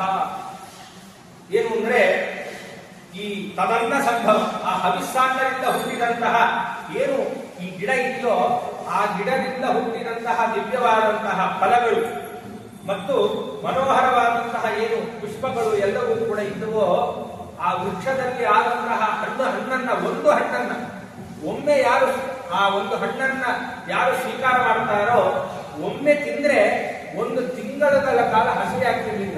ಅಂತಹ ದಿವ್ಯವಾದಂತಹ ಒಂದು ಹಣ್ಣು ಯಾವುದು ಇದು. ಈಗ ಎಷ್ಟೋ ಜನ ನಾವು ಕೇಳ್ತಾ ಇರ್ತೀವಿ, ಸ್ವಾಮಿಗಳು ಬೆಳಿಗ್ಗಿಂದ ಉಪವಾಸ ಇರ್ತಾರೆ, ರಾತ್ರಿನೂ ಏನೋ ಅವರು ಸ್ವೀಕಾರ ಮಾಡೋದಿಲ್ಲ, ಬೆಳಿಗ್ಗೆ ರಾತ್ರಿಯೂ ಕೂಡ ಏನೋ ಒಂದಿಷ್ಟು ಹಾಲನ್ನು ಪರಮಾತ್ಮನಿಗೆ ನಿವೇದನೆ ಮಾಡಿದಂತಹ ಹಣ್ಣನ್ನು ಸ್ವೀಕಾರ ಮಾಡ್ತಾರೆ. ಮತ್ತೆ ಬೆಳಿಗ್ಗಿಂದ ಅವರು ಹಾಗೆ ಉಪವಾಸ ಇದ್ದು ಪರಮಾತ್ಮನ ಪೂಜೆಯಿಂದ ಮಾಡಿ ಎಲ್ಲ ರೀತಿಯ ಪೂಜೆಗಳನ್ನು ಮುಗಿಸಿ ಎಲ್ಲ ಜನರನ್ನು ಮಾತಾಡಿಸ್ತಾರೆ. ಇಷ್ಟೆಲ್ಲ ಉಪವಾಸ ಇದ್ದು ಮಧ್ಯಾಹ್ನ ಊಟ ಮಾಡ್ತಾರಲ್ಲ, ಪರಮಾತ್ಮನ ಪ್ರಸಾದ ಸ್ವೀಕಾರ ಮಾಡ್ತಾರಲ್ಲ, ಅವರಿಗೆ ಹಸಿವು ಆಗೋದಿಲ್ವಾ, ತೊಂದರೆ ಆಗೋದಿಲ್ವಾ ಅಂತ ಎಲ್ಲರೂ ಪ್ರಶ್ನೆ ಇದ್ದೇನೆ. ಯಾಕೆ ಆಗೋದಿಲ್ಲ ಗೊತ್ತಾ? ಅದಕ್ಕಿದೆ ಉತ್ತರ. ಈ ಒಂದು ಹವಿಸ್ಸನ್ನದಿಂದ ಬಂದ ವೃಕ್ಷದಲ್ಲಿ ಬಂದ ಫಲಗಳೇನೇ ಒಮ್ಮೆ ತಿಂದ್ರೆ ಎಲ್ಲ 1 ತಿಂಗಳ ಕಾಲ ಹಸುವಾಗೋದಿಲ್ಲ ಅಂತಂದ್ರೆ ಆ ಯಜ್ಞ ಯಾಗಾದಿಗಳನ್ನ ಮಾಡುವಂತಹ ಜನರಿಗೆ ಹೇಗಿರಬೇಕು ತಪಸ್ಸು? ಆ ಪರಮಾತ್ಮನಿಗೆ ಸಂಬಂಧಪಟ್ಟಂತಹ ತಪಸ್ಸು ಏನು ಜಪಾದಿಗಳನ್ನ ಮಾಡ್ತಾರೋ ಅಂತಹ ಯತಿಗಳ ಸಾಮರ್ಥ್ಯ ಹೇಗಿರಬೇಕು? ಆ ಆಚಾರ್ಯಕರಾರ್ಚಿತವಾದಂತಹ ದಿವ್ಯ ಪ್ರತಿಮೆಗಳನ್ನು ಮುಟ್ಟಿ ಪೂಜೆ ಮಾಡ್ತಾರಲ್ಲ, ಆಚಾರ್ಯರಿಂದ ಒಲಿದು ಬಂದಂತಹ ಏನು ದಿವ್ಯ ಮಂತ್ರಗಳಿದೆಯೋ ಆ ಎಲ್ಲ ಮಂತ್ರಗಳನ್ನು ಏನು ಜಪ ಮಾಡ್ತಾರಲ್ಲ ಅದರಿಂದ ಬಂದ ಸಾಮರ್ಥ್ಯ ಎಲ್ಲರಿಗೂ ಸ್ವಲ್ಪ ಅನುಭವಕ್ಕೆ ಬಂದಿರುತ್ತೆ. ಏನು ಅಂದ್ರೆ ನಾವು ಸ್ವಲ್ಪ ಪ್ರತಿನಿತ್ಯ ಚೆನ್ನಾಗಿ ಜಪವನ್ನು, ಒಂದಿಷ್ಟು ಪುನಶ್ಚರಣೆಗಳನ್ನು, ಸಾಲಿಗ್ರಾಮವನ್ನು ಮುಟ್ಟಿ ಪೂಜೆ ಮಾಡ್ತಾ ಇದ್ರೆ ನಮಗೆ ಗೊತ್ತಿಲ್ಲದೇನೆ ಸ್ವಲ್ಪ ಹಸಿವನ್ನ ಗೆದ್ದಿರ್ತೀವಿ, ಸ್ವಲ್ಪ ನಿದ್ರೆಯನ್ನ ಗೆದ್ದಿರ್ತೇವೆ. ಇದೆಲ್ಲರ ಅನುಭವಕ್ಕೂ ಬಂದ ವಿಷಯವೇ. ಯಾರಾದರೂ ನಿರಂತರವಾಗಿ ಪೂಜೆ ಮುಂತಾದವುಗಳನ್ನ ಮಾಡ್ತಾ ಇದ್ರೆ ಅವರಿಗೂ ಇದು ಅನುಭವಕ್ಕೆ ಬಂದಿರುತ್ತೆ. ಅಂತಹದ್ದು ಯತಿಗಳು ಆಚಾರ್ಯ ಕರಾಚಿತವಾದ ಪ್ರತಿಮೆ, ಆ ಮಂತ್ರಗಳ ಜಪದ ಬಲದಿಂದ ಅವರಿಗೆ ಆ ಸಾಮರ್ಥ್ಯ ಇದ್ದೇ ಇರ್ತದೆ. ಆದ್ರಿಂದ ಆ ಹವಿಸ್ಸು ಏನ ಯಜ್ಞಕ್ಕೆ ಬಳಸಿದಂತಹ ಹವಿಸ್ಸಿದೆಯೋ, ಆ ಹವಿಸ್ಸಿಂದ ಬಂದಂತಹ ಏನು ವೃಕ್ಷ ಇದೆಯೋ ಆ ಫಲವನ್ನ ತಿಂದರೆ ಸಾಕು 1 ತಿಂಗಳ ಕಾಲ ಹಸಾಗ್ತಿರ್ಲಿಲ್ಲಂತೆ. ಆ ಎಲ್ಲ ಫಲಗಳನ್ನ ಏನ್ ಮಾಡಿದ್ದಾರೆ? ತಾನಿ ಮೂಲಾನಿ ದಿವ್ಯಾನಿ ಫಲಾಂಚ ಫಲಾಶನಾಹ ಔಷಧಾನಿ ಚ ದಿವ್ಯಾನಿ ಜಗೃಹು ಹರಿಯೂಥಪಾಹ. ಏನು ಮಾಡಿದ್ದಾರೆ? ಅಲ್ಲಿರ್ತಕ್ಕಂತಹ ಹಣ್ಣಲ್ಲೆಲ್ಲವನ್ನೂ ಕೂಡ ಆ ಕವಿಗಳೆಲ್ಲರೂ ಸ್ವೀಕಾರ ಮಾಡಿದ್ದಾರೆ. ಯಾಕೆ? ಬಹಳಷ್ಟು ದೂರ ಪ್ರಯಾಣ ಮಾಡಿ ಬಂದಿದ್ದಾರೆ. ವೇಗವಾಗಿ ಅವರು ಬರಬಹುದು, ಆದರೆ ಪ್ರಯಾಣವೇ. ಅದರಿಂದ ಅವರೆಲ್ಲರೂ ಏನು ಮಾಡಿದ್ದಾರೆ? ಆ ಎಲ್ಲ ಅಲ್ಲಿರ್ತಕ್ಕಂತಹ ಹಣ್ಣನ್ನು ಸ್ವೀಕಾರ ಮಾಡಿದ್ದಾರೆ. ಅಲ್ಲಿರ್ತಕ್ಕಂತಹ ದಿವ್ಯ ಜಲಾಶಯಗಳೇನಿದ್ವು ಅಲ್ಲಿರ್ತಕ್ಕಂತಹ ಎಲ್ಲ ನೀರನ್ನ ಅವರು ಸ್ವೀಕಾರ ಮಾಡಿದ್ದಾರೆ. ದಿವ್ಯವಾದಂತಹ ಔಷಧಿ ಗುಣಗಳಿಂದ ಕೂಡಿದಂತಹ ಫಲಗಳಂತೆ. ಕೇವಲ 1 ತಿಂಗಳ ಕಾಲ ಹಸಿವೆ ಬರ್ಸಲ್ಲ ಅಂತಂದ್ರೆ ಮತ್ತೆ ರೋಗ ಬರ್ಸುತ್ತೆ ಅಂತ ಅರ್ಥ ಅಲ್ಲ. ಈಗ ರೋಗ ಬಂದು ಊಟ ಬಿಟ್ಬಿಡ್ತೀವಲ್ಲ, ಅದಕ್ಕೆ ಹೇಳಿದೆ ನಾನು. ರೋಗ ಬಂದು ಊಟ ಬಿಡ್ತೀವಿ, ಯಾಕಂದ್ರೆ ರೋಗ ಹೆಂಗ್ ಬರುತ್ತೆ ಅಂತಂದ್ರೆ ಶುಗರ್ ಬಂದ್ಬಿಟ್ರೆ ಸಾಕು, ಜಾಸ್ತಿ ತಿಂದ್ರೆ ಶುಗರ್ ಒಂದು ಭಯ ಆಗುತ್ತೆ. ಅದರಿಂದ ರೋಗ ಬಂದು ನಾವು ಊಟ ಮಾಡಿರ್ತೇವೆ. ಆದ್ರೆ ಈ ಫಲಗಳು ಹಾಗಲ್ಲ. 1 ತಿಂಗಳ ಕಾಲ ಹಸರಾಗದೇ ಇದ್ದಂಗೆ ನೋಡ್ಕೊಳ್ಳೋದು ಒಂದು ಕಡೆ ಆದ್ರೆ, ಇನ್ನೊಂದು ಕಡೆ ಯಾವ ರೋಗ ಬರದೇ ಇರುವಂತೆ ಔಷಧಿ ಹಣ್ಣುಗಳಿವೆ. ಈ ಎಲ್ಲ ಹಣ್ಣುಗಳನ್ನ ಆ ಎಲ್ಲ ಕವಿಗಳೆಲ್ಲರೂ ಕೂಡ ಸ್ವೀಕಾರ ಮಾಡಿದ್ದಾರೆ. ಇದೆಲ್ಲವನ್ನ ತಾವು ತಿಂತಕ್ಕಂಥವರಾಗಿ ಅಲ್ಲೇ ಇರ್ತಕ್ಕಂತಹ ಯಜ್ಞದಿಂದ ಹುಟ್ಟಿದಂತಹ ವೃಕ್ಷದಲ್ಲಿ ಬೆಳೆದ ಆ ಎಲ್ಲ ಪುಷ್ಪಗಳನ್ನು ಸ್ವೀಕಾರ ಮಾಡಿದ್ದಾರಂತೆ. ತಸ್ಮಾಚ್ಚ ಯಜ್ಞಾಯತನಾದ ಪುಷ್ಪಾಣಿ ಸ್ವರಭೀನಿಜ. ಹೇಗಿತ್ತು ಆ ಪುಷ್ಪಗಳೆಲ್ಲ ಅಂತಂದ್ರೆ ಒಳ್ಳೆ ಸುಗಂಧವಾಗಿ ಇರ್ತಕ್ಕಂತಹ ಪುಷ್ಪಗಳು. ಆ ಎಲ್ಲ ಪುಷ್ಪಗಳನ್ನ ಅವರು ಸ್ವೀಕಾರ ಮಾಡಿದ್ದಾರೆ. ಅನಿತ್ಯೂ ವಾನರಾಹ ತತ್ವ ಸುಗ್ರೀವ ಪ್ರಿಯ ಕಾರಣ. ಏನ್ ಮಾಡಿದ್ದಾರೆ, ಒಂದು ಕೆಲಸ ಮಾಡೋಣ, ಕವಿಗಳೆಲ್ಲರೂ ಕೂಡ ಇವತ್ತಿಗೂ ನಮ್ಮಲ್ಲಿ ಆ ಗುಣ ಇರಬೇಕು. ಈ ಕವಿಗಳು ಏನ್ ಮಾಡಿದ್ದಾರೆ ಅಂತ ಹೇಳಿದ ಮೇಲೆ ಆ ಗುಣ ಏನು ಅಂತ ನಮ್ಗೆ ಗೊತ್ತಾಗುತ್ತೆ. ಸರಿ, ಅವರೇನೋ ತಿಂದುಬಿಟ್ಟು ಅವರು ಹೊರಕೊಡುವಾಗಿತ್ತು. ಆದ್ರೆ ಆ ಕವಿಗಳಲ್ಲಿ ಏನು ಆಲೋಚನೆ ಮಾಡಿದ್ರಂತೆ, ಒಂದು ಕೆಲಸ ಮಾಡೋಣ, ಸುಗ್ರೀವ ನಮ್ಮೆಲ್ಲರನ್ನು ಚೆನ್ನಾಗಿ ನೋಡ್ಕೊಳ್ಳುವಂತಹ ರಾಜ, ಅವನಿಗೂ ಇದನ್ನೆಲ್ಲ ತಗೊಂಡು ಹೋಗೋಣ ಅಂತ ಹೇಳಿ ಅಲ್ಲಿರ್ತಕ್ಕಂತಹ ಫಲಗಳನ್ನ, ಪುಷ್ಪಗಳನ್ನ ಎಲ್ಲವನ್ನು ಕೂಡ ಸುಗ್ರೀವನಿಗೆ ಸಮರ್ಪಣೆ ಮಾಡೋಣ ಅನ್ನುವ ಉದ್ದೇಶದಿಂದ ಅಲ್ಲಿರ್ತಕ್ಕಂತಹ ಕವಿಗಳೆಲ್ಲರೂ ತಗೊಂಡು ಹೋಗಿದ್ದಾರೆ. ಇವತ್ತು ನಾವು ಅದನ್ನು ಮಾಡ್ತೇವಲ್ಲ, ಯಾರು ಕೇಳಿ ಬಿಡಿ, ಯಾವುದೋ ಒಂದು ಕ್ಷೇತ್ರಕ್ಕೆ ಹೋಗಿದ್ರೆ ಅಥವಾ ಯಾವುದೋ ಒಂದು ಊರಿಗೆ ಹೋಗಿದ್ರೆ ಆ ಊರಲ್ಲಿ ಇರ್ತಕ್ಕಂತಹ ವಿಶೇಷವಾದ ಹಣ್ಣುಗಳನ್ನು ಎಲ್ಲವನ್ನು ನಾವು ತಗೊಂಡು ಹೋಗಿ ನಮ್ಮ ಮನೆಯಲ್ಲಿರೋರಿಗೆಲ್ಲ ಹೇಗೆ ಕೊಡ್ತೀವೋ ಹಾಗೆ. ಅದರಂತೆ ಈ ಎಲ್ಲ ಕವಿಗಳು ಕೂಡ ಅಲ್ಲಿರ್ತಕ್ಕಂತಹ ಎಲ್ಲ ಹಣ್ಣುಗಳನ್ನ ಎಲ್ಲವನ್ನು ಕೂಡ ತಗೊಳ್ತಕ್ಕಂಥವರಾಗಿ ಸುಗ್ರೀವನಿಗೆ ಕೊಡೋಣ ಅಂತ ಅವರು ತಗೊಂಡಿದ್ದಾರೆ. ಮತ್ತೆ ಹೀಗೆ ಎಲ್ಲವನ್ನ ಸ್ವೀಕಾರ ಮಾಡಿದಂತಹ ಕವಿಗಳು ಶೀಘ್ರವಾಗಿ ಕಿಷ್ಕಿಂಧಾ ಪಟ್ಟಣವನ್ನು ಕುರಿತು ಪ್ರಯಾಣವನ್ನು ಬೆಳೆಸಿದ್ದಾರೆ. ಯಾರು ಈ ವೇಗವಾಗಿ ಹೋಗುವಂತಹ ಕವಿಗಳು. ಏತುತೇನ ಮುಹೂರ್ತೇನ ಯೂಥಪಾಹ ಶೀಘ್ರಗಾಮಿನಃ ಕಿಷ್ಕಿಂಧಾಂ ಪರಯಾ ಪ್ರಾಪ್ತಾಹ ಸುಗ್ರೀವೋ ಯತ್ರ ವಾನರಃ. ಎಲ್ಲಿ ಸುಗ್ರೀವ, ಲಕ್ಷ್ಮಣ ಮುಂತಾದವರೆಲ್ಲರೂ ಕೂಡ ಇದ್ದರೋ ಅಲ್ಲಿಗೆ ಈ ವೇಗವಾಗಿ ಹೋಗತಕ್ಕಂತಹ ಈ ಕವಿಗಳು ಏನು ಮಾಡಿದ್ದಾರೆ, ಪರಯ ಅವಸರದಲ್ಲಿ ಆದಷ್ಟು ಬೇಗ ತಲುಪಬೇಕು, ಇಲ್ಲದ್ರೆ ಸುಗ್ರೀವನಿಗೆ ಸಿಟ್ಟು ಬರ್ತದೆ. ಆದ್ರಿಂದ ಆದಷ್ಟು ಬೇಗ ನಾವು ತಲುಪಬೇಕು ಅಂತ ಹೇಳಿ ನಾವೇನು ಮಾಡಿದ್ದಾರೆ, ಎಲ್ಲಿ ಸುಗ್ರೀವ ಇದ್ನೋ ಅಲ್ಲಿಗೆ ಎಲ್ಲ ಕವಿಗಳು ಕೂಡ ಬರ್ತಕ್ಕಂಥವರಾಗಿದ್ದಾರೆ. ಒಂದು ತೇ ಗೃಹೀತೌಷಧಿ ಸರ್ವಾಹ ಫಲಂ ಮೂಲಂಚ ವಾನರಾಹ ತಂ ಪ್ರತಿಗ್ರಾಹಯಾಮ ಮಾಸು ವಚನಂ ಚೇದ ವಕ್ರವಿ. ಏನು ಮಾಡಿದ್ದಾರೆ, ಅವರು ತಂದಂತಹ ಎಲ್ಲ ಫಲ ಪುಷ್ಪ ಮುಂತಾದವುಗಳನ್ನು ಎಲ್ಲವನ್ನೂ ಕೂಡ ವಾನರರು ಆ ಸುಗ್ರೀವನಿಗೆ ಸಮರ್ಪಣೆ ಮಾಡಿದ್ದಾರೆ. ಎಲ್ಲವನ್ನೂ ಕೂಡ ಸುಗ್ರೀವನಿಗೆ ಒಪ್ಪಿಸ್ತಕ್ಕಂಥವರಾಗಿ ಮಾತನಾಡಲಿಕ್ಕೆ ಶುರು ಮಾಡಿದರಂತೆ. ನೋಡಪ್ಪ ಸುಗ್ರೀವ, ಎಲ್ಲ ವಾನರರಿಗೆ ನಾವು ಸಂದೇಶವನ್ನು ಕೊಟ್ಟು ಬಂದಿದ್ದೇವೆ. ಎಲ್ಲ ವಾನರರು ಕೂಡ ಕೋಟಿ ಸಂಖ್ಯೆಯಲ್ಲಿ, ಬರೀ ಕೋಟಿ ಇದ್ರೆ 1 ಕೋಟಿ ತಿಳ್ಕೊಂಡ್ರಿ, ಕೋಟಿ ಸಹಸ್ರ ಈ ಮುಂದೆ ಬರುತ್ತೆ ಎಷ್ಟೆಷ್ಟು ಸಂಖ್ಯೆ ಅಂತ. ಹಾಗೆ ಕೋಟಿ ಸಹಸ್ರ ಸಂಖ್ಯೆಯಲ್ಲಿ ಎಲ್ಲ ವಾನರರು ಕೂಡ ಕೊಡ್ತಕ್ಕಂಥವರಾಗಿದ್ದಾರೆ. ನೀನು ಕೊಟ್ಟಂತಹ ಏನು ಸಂದೇಶವಿದ್ದೋ ಆ ಎಲ್ಲ ಸಂದೇಶವನ್ನ ಸುಗ್ರೀವ ಆ ಎಲ್ಲ ಕವಿಗಳಿಗೆ ಕಲಿಸಿದ್ದೇವೆ, ಅವರೆಲ್ಲರೂ ಕೂಡ ಬರ್ತಿದ್ದಾರೆ ಅಂತ ಹೇಳಿ ಆ ಎಲ್ಲ ಕವಿಗಳು ಕೂಡ ಆ ಸುಗ್ರೀವನಿಗೆ ಹೇಳ್ತಕ್ಕಂಥವರಾಗಿದ್ದಾರೆ. ಅದಾದ ತಕ್ಷಣ ಸುಗ್ರೀವ ಏನು ಮಾಡ್ತಾನೆ, ಪ್ರತಿಗೃಹ್ಯ ತತ್ಸರ್ವಂ ಉಪಾಯನ ಉಪಾಕೃತಂ ವಾನರಾನ್ ಸಾಂತ್ವಯಿತ್ವಾಚ ಸರ್ವಾನೇವ ವ್ಯಸರ್ಜಯತ್. ಏನು ಮಾಡಿದ್ದಾನೆ ಸುಗ್ರೀವ ಅಂತಂದ್ರೆ, ಈಗ ತಾನು ಯಾವತ್ತೂ ಕೂಡ ರಾಜರಾಜರು ಹೇಗಿರಬೇಕು ಅನ್ನೋದನ್ನ ಇಲ್ಲಿ ತೋರಿಸಿಕೊಡ್ತಾರೆ. ಯಾವುದೋ ರಾಜ ಒಂದು ಕೆಲಸವನ್ನ ಹೇಳಿದ, ಸೈನಿಕರು ಮಾಡಿಬಿಟ್ರು ಅಂತಂದ್ರೆ ಆ ಕೆಲಸ ಆಯ್ತಲ್ಲ ನಡಿ, ಹಾಗೆಲ್ಲ ಇರಬಾರ್ದು. ರಾಜರಾಜರು ಏನು ಮಾಡಬೇಕು, ಅವರಿಗೆ ಶಬಾಷ್ಕರಿಯನ್ನು ಕೊಡಬೇಕು, ಅವರ ಪ್ರಶಂಸೆಯನ್ನು ಮಾಡಬೇಕು, ಮೃದುವಾದ ಮಾತುಗಳನ್ನ ಅವರಿಗೆ ಆಡ್ತಕ್ಕಂಥವರಾಗಬೇಕು. ಆಡಿ ಅವರು ಮಾಡಿಕೊಂಡು ಬಂದ ಕೆಲಸವನ್ನ ನೋಡಿ ಸಂತೋಷಪಟ್ಟು ಸನ್ಮಾನ ಮಾಡಬೇಕಾದ ರಾಜನ ಕರ್ತವ್ಯ. ಇದೆಲ್ಲವನ್ನು ಕೂಡ ಇತಿಹಾಸದಲ್ಲಿ ನಾವು ನೋಡ್ತೇವೆ. ಅದರಂತೆ ಸುಗ್ರೀವರು ಕೂಡ ಏನು ಮಾಡಿದ್ದಾರೆ ಅಂತಂದ್ರೆ, ಪ್ರತಿಕೃಷ್ಣಜನ ತತ್ಸರ್ವಂ, ಅವರೇನು ಎಲ್ಲವನ್ನ ಏನು ತಂದಿದ್ರೋ ಅದೆಲ್ಲವನ್ನು ಕೂಡ ಸುಗ್ರೀವ ಸ್ವೀಕಾರ ಮಾಡಿದ್ದಾರೆ. ಪ್ರೀತಿಯಿಂದ ತಂದುಕೊಟ್ಟಿದ್ದಾರೆ. ತಮ್ಮ ಕವಿಸೇನೆ ಎಲ್ಲ ತಂದುಕೊಟ್ಟಿರೋದ್ರಿಂದ ಪ್ರೀತಿಯಿಂದ ತಾನು ಸ್ವೀಕಾರ ಮಾಡಿದ್ದಾನೆ. ಸ್ವೀಕಾರ ಮಾಡಿ ಆ ಎಲ್ಲ ಹಣ್ಣು ಪುಷ್ಪಗಳನ್ನು ಸ್ವೀಕಾರ ಮಾಡಿದ್ದಾನೆ. ವಾನರಾನ್ ಸಾಂತ್ವಯಿತ್ವಾಚ, ಎಲ್ಲ ವಾನರನ್ನ ಮೃದು ವಚನಗಳಿಂದ ಸಂತಾನ ಮಾಡಿದ್ದಾನೆ. ಅವರವರ ಕಾರ್ಯದ ತಕ್ಕಂತೆ ಆ ಎಲ್ಲ ವಾನರರಿಗೆ ಸನ್ಮಾನವನ್ನ ಮಾಡಿದ್ದಾನೆ ಸುಗ್ರೀವ. ಸನ್ಮಾನವನ್ನ ಮಾಡ್ತಕ್ಕಂಥವನಾಗಿ ಎಲ್ಲರನ್ನೂ ಕೂಡ ಆ ಸುಗ್ರೀವ ಕಳಿಸ್ತಕ್ಕಂಥವನಾಗ್ತಾನೆ. ಕಳಿಸಿಬಿಟ್ಟು ಆಲೋಚನೆ ಮಾಡಿದ್ದಂತೆ, ದಶರ್ಜಯಿತ್ವಾಸ ಹರಿ ಶೂರಾಂಸ್ತಾನ್ ಕೃತಕರ್ಮಣಃ ಮೇರೇ ಕೃತಾರ್ಥಮಾತ್ಮಾನ ರಾಘವಂತ ಮಹಾಬಲಂ. ಏನ್ ಮಾಡಿದ್ದಾನೆ, ಅಪ್ಪ ಒಂದು ಕೆಲಸ ಆಯ್ತು ಈಗ ಅಂತ. ಏನು, ನಾನು ಕೃತಾರ್ಥನಾದೆ, ಎಲ್ಲ ವಾನರರಿಗೆ ಆದಷ್ಟು ಬೇಗ ಸಂದೇಶ ಮುಟ್ಟಿದೆ. ಅವರೆಲ್ಲರೂ ಕೂಡ ಈಗ ಬಂಧನರಾಗ್ತಾರೆ. ಅವರೆಲ್ಲರೂ ಕೂಡ ಬಂದ ಮೇಲೆ ರಾಘವನ ಸೇವೆ ಮಾಡ್ಲಿಕ್ಕಾಗ್ತದೆ, ರಾಮಚಂದ್ರನ ಸೇವೆಯನ್ನು ಮಾಡ್ಲಿಕ್ಕಾಗುತ್ತೆ ಅಂತ ಹೇಳಿ ನಾನು ಕೃತಾರ್ಥನಾದೆ ಅಂತ ಹೇಳಿ ಸುಗ್ರೀವನು ಕೂಡ ತಾನು ಸಮಾಧಾನಗೊಳ್ತಾನೆ. ಹೀಗೆ ಇದೆಲ್ಲ ಆದ ಮೇಲೆ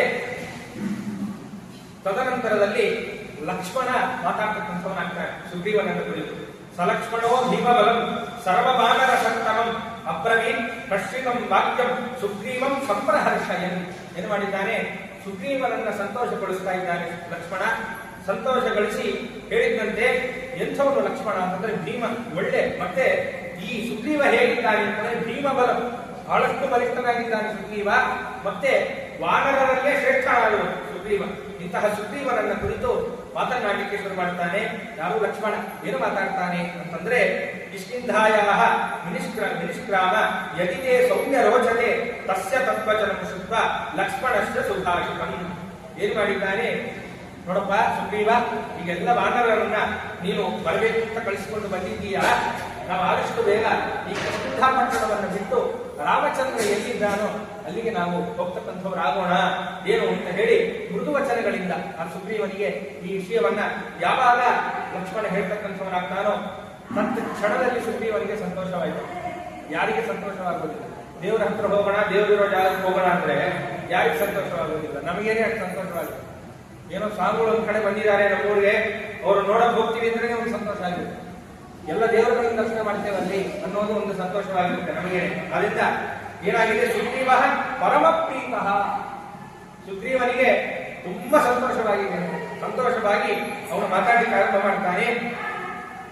ನೋಡಪ್ಪ ಲಕ್ಷ್ಮಣ, ಖಂಡಿತವಾಗ್ಲೂ ನಾನು ನೀನು ರಾಮಚಂದ್ರನ ಬಳಿಗೆ ನಾವು ಹೋಗ್ತಕ್ಕಂಥವರಾಗೋಣ ಅಂತ ಹೇಳಿ ಆ ಸುಗ್ರೀವ ಹೇಳಿದ್ದಾನೆ. ಈಗ ಹೇಳಿದ ತಕ್ಷಣ ಏನು ಮಾಡಿದ್ದಾನೆ? ಅಲ್ಲಿ ಪಕ್ಕದಲ್ಲೇ ಇದ್ದಂತಹ ಕಪಿಯನ್ನ ಕರೆದಂತೆ. ಹೀಗೆ ಚಪ್ಪಾಳೆ ಅಂತ ಈಗ ನಾವು ನೋಡ್ತೇವಲ್ಲ, ರಾಜರು ಹೇಗೆ ವ್ಯವಹಾರ ಮಾಡ್ತಾರೆ ಹಾಗೆ ಅಲ್ಲಿ ಜೋರಾಗಿ ಯಾರಿದ್ದೀರಿ ಅಂತ ಹೇಳಿ ಪಕ್ಕದಲ್ಲಿ ಇರ್ತಕ್ಕಂತಹ ಕಪಿಗಳನ್ನು ಕರೆದಿದ್ದಾನೆ. ಕಪಿಗಳನ್ನು ಕರೆದು ನೀವು ಒಂದು ಉತ್ತಮವಾದಂತಹ ಒಂದು ಮೇಣೆಯನ್ನ, ಒಂದು ಒಳ್ಳೆ ಪಲ್ಲಕ್ಕಿಯನ್ನ ನೀವು ಸಿದ್ಧ ಮಾಡಿ ಅಂತ ಹೇಳಿ ಸುಗ್ರೀವ ತಾನು ಆಜ್ಞೆಯನ್ನ ಮಾಡಿದ್ದಾನೆ. ಆ ಆಜ್ಞೆಯಂತೆ ಆ ಎಲ್ಲ ಕಪಿಗಳು ಹೋಗ್ತಕ್ಕಂಥವರಾಗಿ ಒಳ್ಳೆ ಒಂದು ಪಲ್ಲಕ್ಕಿಯನ್ನ ತಗೊಂಡು ಬಂದ್ರಂತೆ. ಏನು ಮಾಡಿದ್ದಾರೆ? ಉಪಸ್ಥಾಪಯ ಕ್ಷಿಪ್ರಂ ಶಿಬಿಕಾ ಮಮ ವಾನರಾಹ ಶುದ್ಧಾತು ವಚನಂ ತಸ್ಯ ಹರಯಃ ಶೀಘ್ರ ವಿಕ್ರಮಾಹ. ಏನು ಮಾಡಿದ್ದಾರೆ? ಬಲಿಷ್ಠರಾದಂತಹ ಆ ಕಪಿಗಳು ಯಾವಾಗ ಆ ಸುಗ್ರೀವ ಆಜ್ಞೆಯನ್ನು ಮಾಡಿದ್ನೋ, ಒಳ್ಳೆ ನನ್ನ ಸುಂದರವಾದಂತಹ ಪಲ್ಲಕ್ಕಿಯನ್ನ ತನ್ನಿ ಅಂತ ಯಾವಾಗ ಸುಗ್ರೀವ ಆಜ್ಞೆಯನ್ನು ಮಾಡಿದ್ನೋ ತತ್ ಕ್ಷಣದಲ್ಲಿ ಅವರೇನು ಮಾಡಿದ್ದಾರೆ? ಆ ಮಾತನ್ನು ಕೇಳತಕ್ಕಂಥವರಾಗಿ ಅವರೆಲ್ಲರೂ ಶೀಘ್ರವಾಗಿ ಹೊರಟಂತೆ ಪಲ್ಲಕ್ಕಿಯನ್ನು ತರಬೇಕು ಅಂತ. ಅವರೆಲ್ಲರೂ ಬಲಿಷ್ಠರು, ಶೀಘ್ರ ವಿಕ್ರಮ, ಒಳ್ಳೆ ಬಲಿಷ್ಠರು. ಆ ಎಲ್ಲ ಕಪಿಗಳು ಕೂಡ ಆ ಪಲ್ಲಕ್ಕಿಯನ್ನು ತರಬೇಕು ಅಂತ ಹೇಳಿ ತತ್ ಕ್ಷಣದಲ್ಲಿ ಅವರು ಹೊರಟಕ್ಕಂಥವರಾಗಿದ್ದಾರೆ. ಹೀಗೆ ಹೊರಟ ಮೇಲೆ ಹೇಗಿತ್ತು ಆ ಶಿಬಿಕಾ ಅಂತಂದ್ರೆ ನೋಡ್ಲಿಕ್ಕೆ ಭಾರೀ ಸುಂದರವಾಗಿತ್ತಂತೆ. ಅನೇಕ ಆಭರಣಗಳಿಂದ ಅದು ಅಲಂಕೃತವಾಗಿದೆ. ಹೂವು ಮುಂತಾದವುಗಳಿಂದ ಆ ಒಂದು ಪಲ್ಲಕ್ಕಿ ಅಲಂಕೃತವಾಗಿದೆ. ಅಲಂಕೃತವಾದ ಮೇಲೆ ಆ ಒಂದು ಪಲ್ಲಕ್ಕಿ ಬಂದು ಬಂಗಾರದ ಪಲ್ಲಕ್ಕಿ, ಕಾಂಚನಂ ಯಾರು ಅಂತ ಹೇಳ್ತಾರೆ, ಅಂದ್ರೆ ಬಂಗಾರದ ಪಲ್ಲಕ್ಕಿ. ಆ ಪಲ್ಲಕ್ಕಿಯನ್ನ ಧರಿಸಿದ ತಕ್ಷಣ ಸುಗ್ರೀವ ಏನು ಮಾಡಿದ? ಮೊದಲಿಗೆ ಲಕ್ಷ್ಮಣನನ್ನ ಹತ್ತು ಅಂತ ಹೇಳಿದಂತೆ ಲಕ್ಷ್ಮಣನನ್ನ ತಾನು ಪಲ್ಲಕ್ಕಿಯಲ್ಲಿ ಹಚ್ಚಿಸ್ತಕ್ಕಂಥವನಾದ. ಲಕ್ಷ್ಮಣ ಹತ್ತಿದ ಮೇಲೆ ತಾನು ಹಚ್ಚತಕ್ಕಂಥವನಾಗಿದ್ದಾನೆ. ತಾನು ಹತ್ತಿದ ಮೇಲೆ ಸುತ್ತಮುತ್ತಲೂ ಕೂಡ ಅನೇಕ ಜನ ವಂದಿಮಾಗಲು ಜೈಕಾರವನ್ನು ಹಾಕಿದರು. ಎಲ್ಲ ವಂದಿಮಾಗದಲ್ಲೆಲ್ಲರೂ ಕೂಡ ಜೈಕಾರವನ್ನು ಹಾಕಿದ್ದಾರೆ. ಯಾಕೆ ಅಂತಂದ್ರೆ ಒಬ್ಬ ರಾಜ ಹೊರಟ ಅಂತಂದ್ರೆ ಪಲ್ಲಕ್ಕಿಯಲ್ಲಿ ಚಾಮರ ಇರಬೇಕು. ಎಲ್ಲ ಚಾಮರವನ್ನು ಬೀಸ್ತಕ್ಕಂಥವ್ರು ಎಲ್ಲರೂ ಕೂಡ ಇಲ್ಲಿ ಇದ್ದಾರೆ. ಮತ್ತೆ ಶ್ವೇತಛತ್ರವನ್ನ ಹಿಡಿಬೇಕು. ಮತ್ತೆ ಆ ಶ್ವೇತಛತ್ರವನ್ನ ಈ ಪಲ್ಲಕ್ಕಿಗೆ ಹಿಡಿತಕ್ಕಂಥವರಾಗಿದ್ದಾರೆ ಸುಗ್ರೀವನಿಗೋಸ್ಕರ. ಇವತ್ತಿಗೂ ನೀವು ಇದನ್ನೆಲ್ಲ ನೋಡಬೇಕು ಅಂತಂದ್ರೆ ಈ ತಮಿಳುನಾಡು ಮುಂತಾದ ಕ್ಷೇತ್ರಗಳಲ್ಲಿ ಏನು ಪರಮಾತ್ಮನಿಗೆ ಉತ್ಸವಗಳನ್ನು ಮಾಡ್ತಾರೋ ಅಲ್ಲಿ ನಾವು ಚೆನ್ನಾಗಿ ಕಾಣಲಿಕ್ಕೆ ಆಗ್ತದೆ. ಗಜರಾಜ ಉತ್ಸವದಲ್ಲೋ, ವರದರಾಜ ಉತ್ಸವದಲ್ಲಿ, ತಿಮ್ಮಪ್ಪನ ಉತ್ಸವದಲ್ಲಿ ಎಲ್ಲದರಲ್ಲೂ ನಾವು ಇದು ಚೆನ್ನಾಗಿ ಕಾಣಬಹುದು. ಅದರಿಂದ ಶ್ವೇತಛತ್ರ ಭಾರಿ ಚೆನ್ನಾಗಿರ್ತದೆ. ಅದರಂತೆ ಸುಗ್ರೀವ ಮತ್ತೆ ಲಕ್ಷ್ಮಣ ಇವರಿಬ್ಬರು ಕೂಡ ಪಲ್ಲಕ್ಕಿಯನ್ನು ಹತ್ತಿದ ಮೇಲೆ ಶ್ವೇತಛತ್ರವನ್ನ ಹಿಡಿತಕ್ಕಂಥವರಾಗಿದ್ದಾರೆ. ಅದೆಲ್ಲವೂ ಕೂಡ ರಾಜಲಾಂಛನ. ಅದರಿಂದ ಶ್ವೇತಛತ್ರವನ್ನು ಹಿಡಿದಿದ್ದಾರೆ. ಅನೇಕ ಚಾಮರವನ್ನು ಬೀಸ್ತಾ ಇದ್ದಾರೆ. ವಂದಿಮಾಗದರೆಲ್ಲರೂ ಕೂಡ ಜೈಕಾರವನ್ನು ಹಾಕ್ತಾ ಇದ್ದಾರೆ. ಅನೇಕ ವಾದ್ಯಗಳನ್ನ, ನಗಾರಿ ಮುಂತಾದ ರಣವಾದ್ಯಗಳು, ಚಂಡೆ ಮತ್ತೆ ನಗಾರಿ ಇದೆಲ್ಲವೂ ಕೂಡ ರಣವಾದ್ಯಗಳು. ಇಂತಹ ಎಲ್ಲ ಮತ್ತೆ ತುತ್ತೂರಿ ಮುಂತಾದವುಗಳನ್ನು ಏನು ಹೇಳ್ತಾರೋ ಅದೆಲ್ಲವೂ ಕೂಡ ರಣವಾದ್ಯಗಳು ಮತ್ತೆ ಮಂಗಳವಾದ್ಯಗಳು ಎಲ್ಲವೂ ಇರಬೇಕು. ಮಂಗಳವಾದ್ಯವನ್ನು ಮೊಳಗುತ್ತಾ ಇದ್ದಾರೆ, ರಣವಾದ್ಯಗಳನ್ನು ಕೂಡ ಮೊಳಗತಕ್ಕಂಥವರಾಗ್ತಾ ಇದ್ದಾರೆ. ಹೀಗೆ ಆ ಲಕ್ಷ್ಮಣನನ್ನ ಪರಿಕೀರ್ಣೋ ಯಲು ತತ್ರ ಯತ್ರ ರಾಮೋ ವ್ಯವಸ್ಥಿತ. ಹೀಗೆ ಎಲ್ಲರಿಗೂ ಕೂಡ ವಂದಿಮಾಗದರು ಜೈಕಾರವನ್ನ ಹಾಕ್ತಾ ಎಲ್ಲಿ ಆ ಒಂದು ಪಲ್ಲಕ್ಕಿಯನ್ನ ಸುತ್ತುವರೆದಿದ್ದಾರೆ. ಇವರೆಲ್ಲರೂ ಕೂಡ ಸುತ್ತುವರೆದು ಎಲ್ಲಿಗೆ ಬಂದರು ಅಂತಂದ್ರೆ ಎಲ್ಲಿ ಶ್ರೀರಾಮಚಂದ್ರ ತಾನು ಇದ್ದಾನೋ, ಎಲ್ಲಿ ಮಾಲ್ಯವಂತ ಪರ್ವತ, ಅಲ್ಲಿಗೆ ಬರ್ತಕ್ಕಂಥವರಾಗಿದ್ದಾರೆ. ಸತಂ ದೇಶ ಅನುಪ್ರಾಪ್ಯ ಶ್ರೇಷ್ಠಂ ರಾಮ ನಿಷೇವಿತಂ. ಎಂಥದ್ದು ಆ ದಿವ್ಯವಾದಂತಹ ದೇಶ ಅಂತಂದ್ರೆ ರಾಮನಿಂದ ವಾಸಿಸಲ್ಪಟ್ಟಂತಹ ಒಂದು ದಿವ್ಯವಾದಂತಹ ಸ್ಥಾನ ಈ ಮಾಲ್ಯವಂತ ಪರ್ವತ. ಇಂತಹ ಮಾಲ್ಯವಂತ ಪರ್ವತಕ್ಕೆ ಅವರೆಲ್ಲರೂ ಕೂಡ ಬಂದಂತೆ. ರಾಮ ಇದ್ದ ಸ್ಥಳ ಇರಲಿ, ರಾಮನಾಮಕ್ಕೆ ಅಷ್ಟು ಬಲ ಇದೆ, ಏನ್ ಹೇಳಬೇಕು. ಆದ್ರಿಂದ ಜ್ಞಾನನಿಧಿ ನಮ್ಮ ಆನಂದ ತೀರ್ಥರು ಸಾನುರಾಗದೆ ನಿತ್ಯ ಸೇವಿಪ ಮಂತ್ರ ಅಂತ ಹೇಳ್ತಾರೆ. ಅಂಥದ್ದು ರಾಮನಾಮ. ಆದ್ರಿಂದ ಆ ರಾಮನಾಮಕ್ಕೆ ಅಷ್ಟು ಬಲ ಇದೆ. ಆ ಮರ ಈ ಮರ ಧ್ಯಾನಿಸುತ್ತಿರುವಾಗ ಎಲ್ಲ ಕೇಳ್ತೇವಲ್ಲ ದಾಸರಾಯ ಹೇಳೋದನ್ನ. ಆದ್ರಿಂದ ಅಂತಹ ರಾಮ ವಾಸಿಸುವಂತಹ ದಿವ್ಯವಾದ ಕ್ಷೇತ್ರವಂತೆ ಯಾವುದು ಈ ಮಾಲ್ಯವಂತ ಪರ್ವತ. ಇಂತಹ ಮಾಲ್ಯವಂತ ಪರ್ವತಕ್ಕೆ ಅವರೆಲ್ಲರೂ ಕೂಡ ಕೂಡಿಕೊಂಡು ಎಲ್ಲ ವಂದಿನಾಗದಿಂದ ಜೈಕಾರವನ್ನು ಹಾಕಿಸಿಕೊಳ್ತಾ ಎಲ್ಲ ರಾಜಲಾಂಛನಗಳಿಂದ ಕೂಡಿಕೊಂಡು ಅವರೆಲ್ಲರೂ ಕೂಡ ಬರತಕ್ಕಂಥವರಾಗಿದ್ದಾರೆ. ಅವತಾರ ಮಹಾತೇಜಾಹ ಶಿಬಿಕಾಯ ಸಲಕ್ಷ್ಮಣ ಆಸಾಧ್ಯಕ ತಥೋ ರಾಮಂ ಕೃತಾಂಜಲಿ ಪುಟೋಭವತ್. ಎಲ್ಲರೂ ಕೂಡ ಮಾಲ್ಯವಂತ ಪರ್ವತಕ್ಕೆ ಜೈಕಾರದ ಸಮೇತವಾಗಿ ರಾಜಲಾಂಛನದ ಸಮೇತವಾಗಿ ಬಂದಿದ್ದಾರೆ. ಬಂದ ಕ್ಷಣದಲ್ಲಿ ಲಕ್ಷ್ಮಣರಿಂದ ಸಹಿತರಾದಂತಹ ಸುಗ್ರೀವ ಏನು ಮಾಡಿದ್ದಾನೆ, ತಾನು ಕೂಡ ಪ್ರಕಾಶಮಾನವಾಗಿರ್ತಕ್ಕಂತಹ ರಾಜ ಅಲ್ವಾ. ಆದ್ರಿಂದ ಪಲ್ಲಕ್ಕಿಯಿಂದ ತಾನು ಇಳಿತಕ್ಕಂಥವನಾಗಿದ್ದಾನೆ. ಇಳಿದು ಬಿಟ್ಟು ತತ್ತ ಕ್ಷಣದಲ್ಲಿ ಏನು ಮಾಡಿದ್ದಾನೆ, ರಾಮಚಂದ್ರ ದೇವರ ಮುಂದೆ ಹೋಗಿ ನಿಂತುಕೊಂಡಂತೆ ಸುಗ್ರೀವ ನಿಂತುಕೊಂಡು ಎರಡೂ ಕೈಗಳನ್ನು ಜೋಡಿಸಿದ್ದಾನೆ. ರಾಮಚಂದ್ರ ದೇವರ ಮುಂದೆ ಎರಡೂ ಕೈಗಳನ್ನು ಜೋಡಿಸಿ ತಾನು ಮಾತನಾಡಲಿಕ್ಕೆ ಶುರು ಮಾಡ್ತಾನೆ. ಕೃತಾಂಜಲವು ಸ್ಥಿತೇ ತಸ್ಮಿನ್ ವಾನರಶ್ಚಾಭವಂ ತಥಾ ತಟಾಕಮಿವ ತದೃಷ್ಟ ರಾಮಃ ಉತ್ಮಲ ಪಂಕಜಂ. ಯಾವಾಗ ಈಗ ಸುಗ್ರೀವ ಹೊರಟ ಅಂತಂದ್ರೆ ಕೇವಲ ಸುಗ್ರೀವ ಒಬ್ಬನೇ ಹೋಗಲ್ಲ. ಹಾಗಾದ್ರೆ ಕೇವಲ ವಂದಿಮಾಗಧರು ಮಾತ್ರ ಇರ್ತಾರ? ಇಲ್ಲ, ಕೇವಲ ವಂದಿಮಾಗಧರು ಇರೋದಿಲ್ಲ. ಅದಲ್ಲದೆ ಬಾಡಿಗಾರ್ಡ್ಸ್ ಅನೇಕ ಜನ ಸೈನಿಕರು ಕೂಡ ಸುಗ್ರೀವನ ಹಿಂದೆ ಇರ್ತಾರೆ. ಒಬ್ಬನ್ನೇ ಬಿಡೋದಿಲ್ಲ. ಒಬ್ಬ ರಾಜನೋ ಪ್ರಧಾನಮಂತ್ರಿನೋ ಇದ್ರೆ ಒಬ್ಬನ್ನೇ ಬಿಡ್ತಾರ? ಇವತ್ತು ಬಿಡೋದಿಲ್ಲ. ಬಾಡಿಗಾರ್ಡ್ಸ್ ಇರ್ತಾರೆ. ಅವನ ರಕ್ಷಣೆ ಎಲ್ಲವನ್ನು ಹೇಗೆ ನೋಡಿರ್ತಾರೋ ಹಾಗೆ ಇಲ್ಲೂ ಕೂಡ ಸುಗ್ರೀವ ರಾಜನಾದ್ರಿಂದ ಅನೇಕ ಜನ ಸೈನಿಕರು ಸುತ್ತುವರೆದು ಬಂದಿರ್ತಾರೆ ಸುಗ್ರೀವನೊಟ್ಟಿಗೆ. ಆದ್ರಿಂದ ಆ ಸುತ್ತುವರೆದಂತಹ ಸೈನಿಕರಲ್ಲಿ ಏನು ಮಾಡಿದ್ದಾರೆ, ಯಾವಾಗ ಆ ಒಂದು ಸುಗ್ರೀವ ರಾಮಚಂದ್ರ ದೇವರ ಮುಂದೆ ಎರಡೂ ಕೈಗಳನ್ನು ಜೋಡಿಸಿ ತಲೆಯಿಂದ ಬಗ್ಗಿಸಿ ಯಾವಾಗ ನಿಂತುಕೊಂಡು ತತ್ತ ಕ್ಷಣದಲ್ಲಿ ಅಲ್ಲಿ ಅನೇಕ ಸೈನಿಕರು ಏನು ಬಂದಿದ್ರು ಅವರೆಲ್ಲರೂ ಕೂಡ ಕೈಯನ್ನು ಜೋಡಿಸತಕ್ಕಂಥವರಾಗಿ ಸುಗ್ರೀವನ ಹಿಂದೆ ಸಾಲಾಗಿ ನಿಂತುಕೊಂಡ್ರಂತೆ. ಎಲ್ಲರೂ ಕೂಡ ಸಾಲಾಗಿ ನಿಂತುಕೊಂಡು ರಾಮನಿಗೆ ಎರಡೂ ಕೈಗಳನ್ನು ಜೋಡಿಸಿ ಎಲ್ಲರೂ ತಲೆ ತಗ್ಗಿಸಿ ರಾಮನ ಮುಂದೆ ನಿಂತಿದ್ದಾರೆ. ರಾಮ ನೋಡಿದಂತೆ ಈ ಎಲ್ಲ ಕಪಿಗಳನ್ನ, ಸುಗ್ರೀವನನ್ನ ನೋಡಿದ್ರೆ ಹೇಗೆ ಅನಿಸ್ತು ರಾಮನಿಗೆ ಅಂತಂದ್ರೆ, ಒಂದು ದಿವ್ಯವಾದಂತಹ ಸರೋವರ, ಆ ಸರೋವರಗಳಲ್ಲಿ ಒಳ್ಳೆ ಸುಂದರವಾದಂತಹ ಅನೇಕ ಪದ್ಮಗಳು ಬೆಳೆದಿದ್ರೆ ನೋಡ್ಲಿಕ್ಕೆ ಎಷ್ಟು ಆನಂದವಾಗುತ್ತೋ ಅಷ್ಟ ಆನಂದ ರಾಮಚಂದ್ರ ದೇವರಿಗೆ. ಅಂತಹ ಕಮಲಗಳಲ್ಲಿ ಇರ್ತಕ್ಕಂತಹ ಎಲ್ಲ ಕವಿಗಳು ಕೈ ಮುಗಿದು ನಿಂತಾಗ ಒಂದು ದಿವ್ಯವಾದ ಸರೋವರದಲ್ಲಿ ಅನೇಕ ಪದ್ಮಗಳನ್ನು ನೋಡಿದರೆ ಎಷ್ಟು ಆನಂದ ಆಗಬೇಕು ಅದರಂತೆ ಕಾಣ್ತಾ ಇದ್ದಂತೆ ಅಷ್ಟು ಆನಂದವನ್ನ ರಾಮಚಂದ್ರ ಕೊಡ್ತಕ್ಕಂಥವನಾಗಿದ್ದಾನೆ. ವಾನರಾಣ ಮಹತ್ ಸೈನ್ಯಂ ಸುಗ್ರೀವೇ ಪ್ರತಿಮಾನ ಭೂತ ಪಾದಯೋ ಪತಿತಂ ಮೂರ್ಧ ತಮುಪಸ್ಥಾಪ್ಯ ಹರೀಶ್ವರಂ. ಏನ್ ಮಾಡಿದ್ದಾನೆ, ಕೈ ಜೋಡಿಸಿದ್ದಾಯಿತು. ಈಗ ಕೈ ಜೋಡಿಸಿ ಆದ್ಮೇಲೆ ಏನ್ ಮಾಡ್ತೇವೆ, ಈಗ ಯಾರನ್ನ ದೊಡ್ಡವರು ಎದುರು ಸಿಕ್ಕರು ಅಂದ್ರೆ ನಾವೇನ್ ಮಾಡ್ತೇವೆ, ಯಾರು ಪಂಡಿತರು ಜ್ಞಾನಿಗಳು ಯಾರಾದ್ರೂ ನಮಗೆ ಎದುರುಗಡೆ ಸಿಕ್ಕರು ಅಂದ್ರೆ ನಮಸ್ಕಾರಾಚಾರ್ಯ ಅಂತ ಹೇಳಿ ಹತ್ರ ಹೋಗಿ ನಮಸ್ಕಾರ ಮಾಡ್ತೇವೆ. ಹಾಗೆ ಸುಗ್ರೀವನು ಕೂಡ ಏನ್ ಮಾಡಿದ್ದಾನೆ, ಇಳಿದು ನಿಂತ ರಾಮನ ಮುಂದೆ ಕೈಯನ್ನು ಜೋಡಿಸಿದ.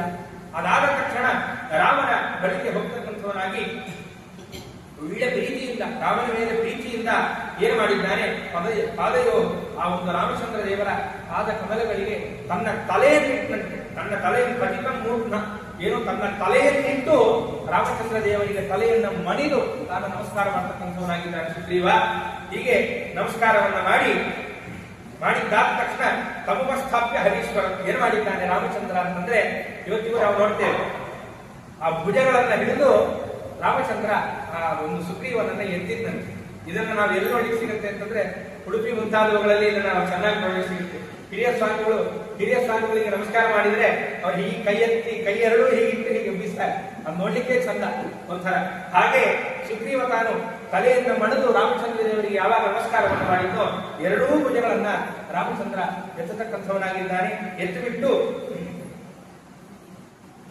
ಪ್ರೇಮಣಾಚ ಬಹುಮಾನಾಚ್ಚ ರಾಘವ ಪರಿಜಸ್ವನೆ ಪರಿಷ್ಪಜ್ಜತ ಧರ್ಮಾತ್ಮ ವಿಶೀದೇತೆ ತಥೋಬ್ರವೀತ್. ಏನು ಮಾಡಿದ್ದಾನೆ ಪರಮಾತ್ಮ ಅಂತಂದ್ರೆ, ಆ ಎಬ್ಬಿಸಿದ ತಕ್ಷಣ ಆ ಸುಗ್ರೀವನನ್ನ ಆಲಿಂಗನ ಮಾಡಿಕೊಂಡಿದ್ದಾನೆ ರಾಮಚಂದ್ರ. ಬಹಳಷ್ಟು ಸಂತೋಷವಾಗಿದೆ ರಾಮಚಂದ್ರ ದೇವರಿಗೆ. ಆದ್ರಿಂದ ಆ ಸುಗ್ರೀವನನ್ನ ರಾಮಚಂದ್ರ ಆಲಿಂಗನ ಮಾಡಿಕೊಂಡಿದ್ದಾನೆ. ಆಲಿಂಗನ ಮಾಡಿಕೊಂಡಿದ್ದಾದ ಮೇಲೆ ಸುಗ್ರೀವನ ಬಳಿಯಲ್ಲಿ ರಾಮಚಂದ್ರ ಮಾತಾಡಲಿಕ್ಕೆ ಶುರು ಮಾಡ್ತಾನೆ. ನೋಡಪ್ಪ ಸುಗ್ರೀವ, ಯಾವುದೇ ಒಬ್ಬ ರಾಜ ತಾನು ಒಳ್ಳೆ ರಾಜ ಅಂತ ಅನಿಸ್ಕೊಳ್ಬೇಕಾದ್ರೆ ಧರ್ಮ, ಅರ್ಥ ಮತ್ತು ಕಾಮಗಳನ್ನ ಸಮತೋಲನದಲ್ಲಿ ಇಟ್ಕೊಳ್ಬೇಕು. ಕಾಮವೂ ಬೇಕು, ಅರ್ಥವೂ ಬೇಕು, ಧರ್ಮವೂ ಬೇಕು, ಮೂರೂ ನಡೀತಿರಬೇಕು. ಯಾವುದೇ ಒಬ್ಬ ಜೀವಿ ಆಗಲಿ ಅವನು ಧರ್ಮಾಚರಣೆಯನ್ನು ಮಾಡಬೇಕು, ಅರ್ಥನೂ ಆ ವ್ಯಕ್ತಿಗೆ ಬೇಕು, ಮತ್ತೆ ಕಾಮವೂ ಬೇಕು. ಎಲ್ಲಿಗೆ ಉಪಯೋಗಿಸ್ಕೋಬೇಕು ಅಲ್ಲಿಗೆ ಉಪಯೋಗಿಸ್ಕೋಬೇಕು. ಆದ್ರಿಂದ ಎಲ್ಲವೂ ಕೂಡ ಸಮತೋಲನದಲ್ಲಿ ಇದ್ದವನೇನೆ ಏನಾಗ್ತಾನೆ, ಒಬ್ಬ ಯೋಗ್ಯನಾದ ಮನುಷ್ಯ ರಾಜ ಅಂತ ಆಗಲಿಕ್ಕೆ ಸಾಧ್ಯ ಆಗ್ತದಪ್ಪ. ಯಾವ ವ್ಯಕ್ತಿ ಕೇವಲ ಯಾವುದರಲ್ಲೋ ಒಂದರಲ್ಲಿ ಇದ್ದುಕೊಂಡು ಇರ್ತಾನೆ ಅಂತಾದ್ರೆ ಅವನೇನು ಮಾಡ್ತಾನೆ, ಎಡವು ಬೀಳ್ತಾನೆ. ಎಡವು ಬಿದ್ದ ಮೇಲೆ ಬುದ್ಧಿ ಬರುತ್ತೆ ಅವನಿಗೆ, ಅಲ್ಲಿ ತನಕ ಬುದ್ಧಿ ಬರಲ್ಲ ಅಂತ ರಾಮಚಂದ್ರ ಆ ಮಾತುಗಳನ್ನೆಲ್ಲವನ್ನು ಕೂಡ ಹೇಳ್ತಕ್ಕಂಥವನಾಗ್ತಾನೆ. ಅದಕ್ಕೊಂದು ಉದಾಹರಣೆಯನ್ನು ಕೊಡ್ತಾನೆ ರಾಮಚಂದ್ರ. ಮರದ ತುದಿಯಲ್ಲಿ ಒಬ್ಬ ವ್ಯಕ್ತಿ ಮಲಗಿರ್ತಾನೆ. ಆ ಮರ ಮುರಿದು ಈ ವ್ಯಕ್ತಿ ಕೆಳಗೆ ಬಿದ್ದಲ್ಲಿ ಗೊತ್ತಾಗುತ್ತೆ, ಅಯ್ಯೋ ನಾನು ಮರದ ತುದಿಯಲ್ಲಿ ನಾನು ಮಲಗಿರಬಾರ್ದಾಗಿತ್ತು ಅಂತ.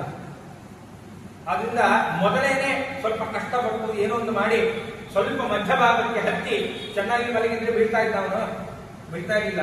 ಅದಕ್ಕೆ ಯಾವತ್ತೂ ಒಬ್ಬ ವ್ಯಕ್ತಿ ಅವನು ಸುಖವನ್ನ ಪಡಿಬೇಕು ಅಂತಾದ್ರೆ ಕಷ್ಟಪಡಲೇಬೇಕು. ವಿಜಯದಾಸರು ಒಂದು ಕಡೆ ಹೇಳ್ತಾರೆ ಇದೇ ಮಾತೆ. ಏನು ರಾಮಚಂದ್ರ ದೇವರು ಈಗ ಸುಗ್ರೀವನಿಗೆ ಹೇಳಿದ್ರು ಅದೇ ಮಾತೇನೆ. ಯಾವತ್ತೋ ಒಂದರಲ್ಲಿ ಉಳಿಬಾರ್ದು, ಕಾಮದಲ್ಲೋ ಯಾವಲ್ಲೋ ನಾವು ಉಳಿದು ಬಿಟ್ಟಿರ್ತಾದ್ರೆ ಬಿದ್ದ ಮೇಲೆ ಬುದ್ಧಿ ಬರುತ್ತೆ.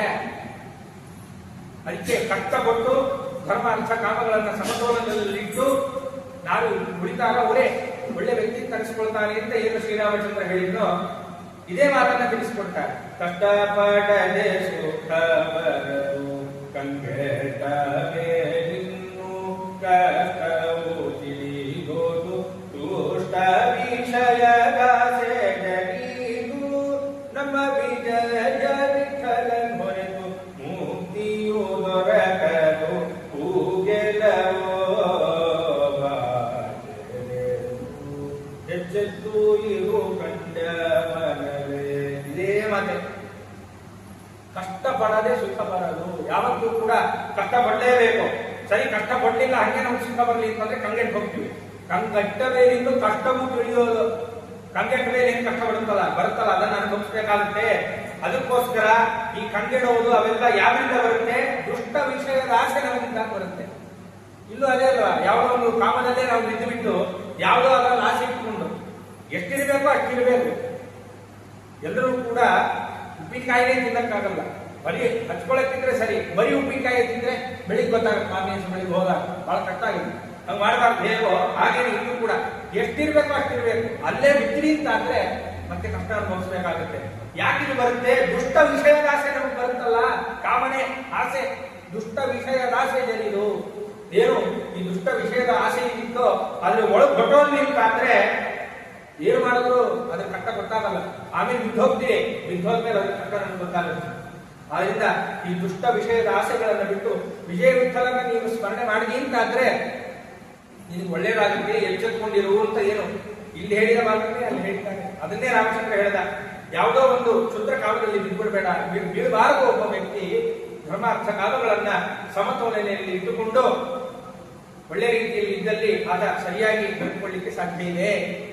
ಒಳ್ಳೆ ತುದಿ, ಮರದ ತುದಿಯಲ್ಲಿ ಮಲ್ಕೊಂಡು ಬಿದ್ದೋದ್ಮೇಲೆ ಬುದ್ಧಿ ಹೇಗೆ ಬರುತ್ತೋ ಅಯ್ಯೋ ಮಲ್ಕೋಬಾರ್ದಾಗಿತ್ತು ಅಂತ ಹಾಗಾಗೋದು ಬೇಡ ಅಂತ ರಾಮಚಂದ್ರ ಆ ಸುಗ್ರೀವನಿಗೆ ಹೇಳ್ತಕ್ಕಂಥವನಾಗಿದ್ದಾನೆ.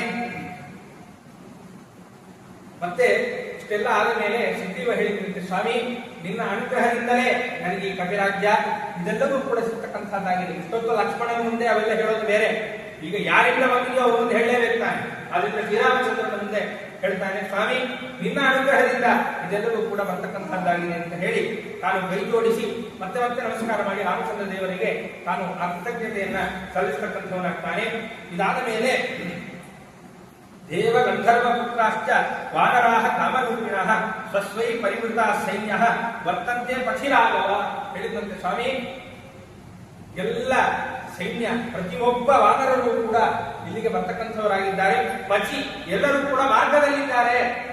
ತಮ್ಮ ತಮ್ಮ ದೇವ ಗಂಧರ್ವರೇ ಮುಂತಾದ ಎಲ್ಲರೂ ಕೂಡ ವಾನರಾಗಿ ಅವತಾರ ಮಾಡಿ ಬಂದಿದ್ದಾರೆ. ಅವರೆಲ್ಲರೂ ಕೂಡ ಏನು ಮಾಡಿದ್ದಾರೆ, ತಮ್ಮ ತಮ್ಮ ಸೈನಿಕರೊಟ್ಟಿಗೆ ತಮ್ಮ ತಮ್ಮ ಸೈನ್ಯದ ಒಟ್ಟಿಗೆ ಅವರೆಲ್ಲರೂ ಕೂಡ ಸೇರಿಕೊಂಡು ಮಾರ್ಗದಲ್ಲಿ ಇದ್ದಾರೆ. ಎಲ್ಲರೂ ಕೂಡ ನಿನ್ನ ಬಳಿಗೆ ಇಲ್ಲಿ ನಿನ್ನ ಬಳಿಗೆ ಇಲ್ಲಿ ಬರ್ತಕ್ಕಂಥವರಾಗಿದ್ದಾರೆ. ಎಲ್ಲರೂ ಕೂಡ ಮಾರ್ಗದಲ್ಲಿ ಬರ್ತಾ ಇದ್ದಾರೆ ಎನ್ನುವ ಮಾತನ್ನ ಅವನು ಹೇಳ್ತಕ್ಕಂಥವರಾಗ್ತಾನೆ.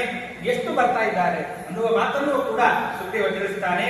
ಶತೈಹಿ ಶತಸಹಸ್ರೈಶ್ಚ ಕೋಟಿಭಿಶ್ಚ ಪ್ಲವಂಗಮಾಹ ಆಯುಧೈಶ್ಚಾವೃತ ವೀರಾಃ ಶಂಕುಭಿಶ್ಚ ಪರಂತಪ ಅರ್ಬುದಶತೈಃ ಮಚ್ಚೈಶ್ಚಾತೈಶ್ಚ ವಾನರಾಃ ಸಮುದ್ರೈಶ್ಚ ಪರಾರ್ಧೈಶ್ಚ ಹರಯೋ ಹರಿಯೂಥಪಾಃ. ಅನೇಕ ಸಂಖ್ಯೆಯನ್ನು ಇಲ್ಲಿ ಹೇಳಿದ್ದಾರೆ.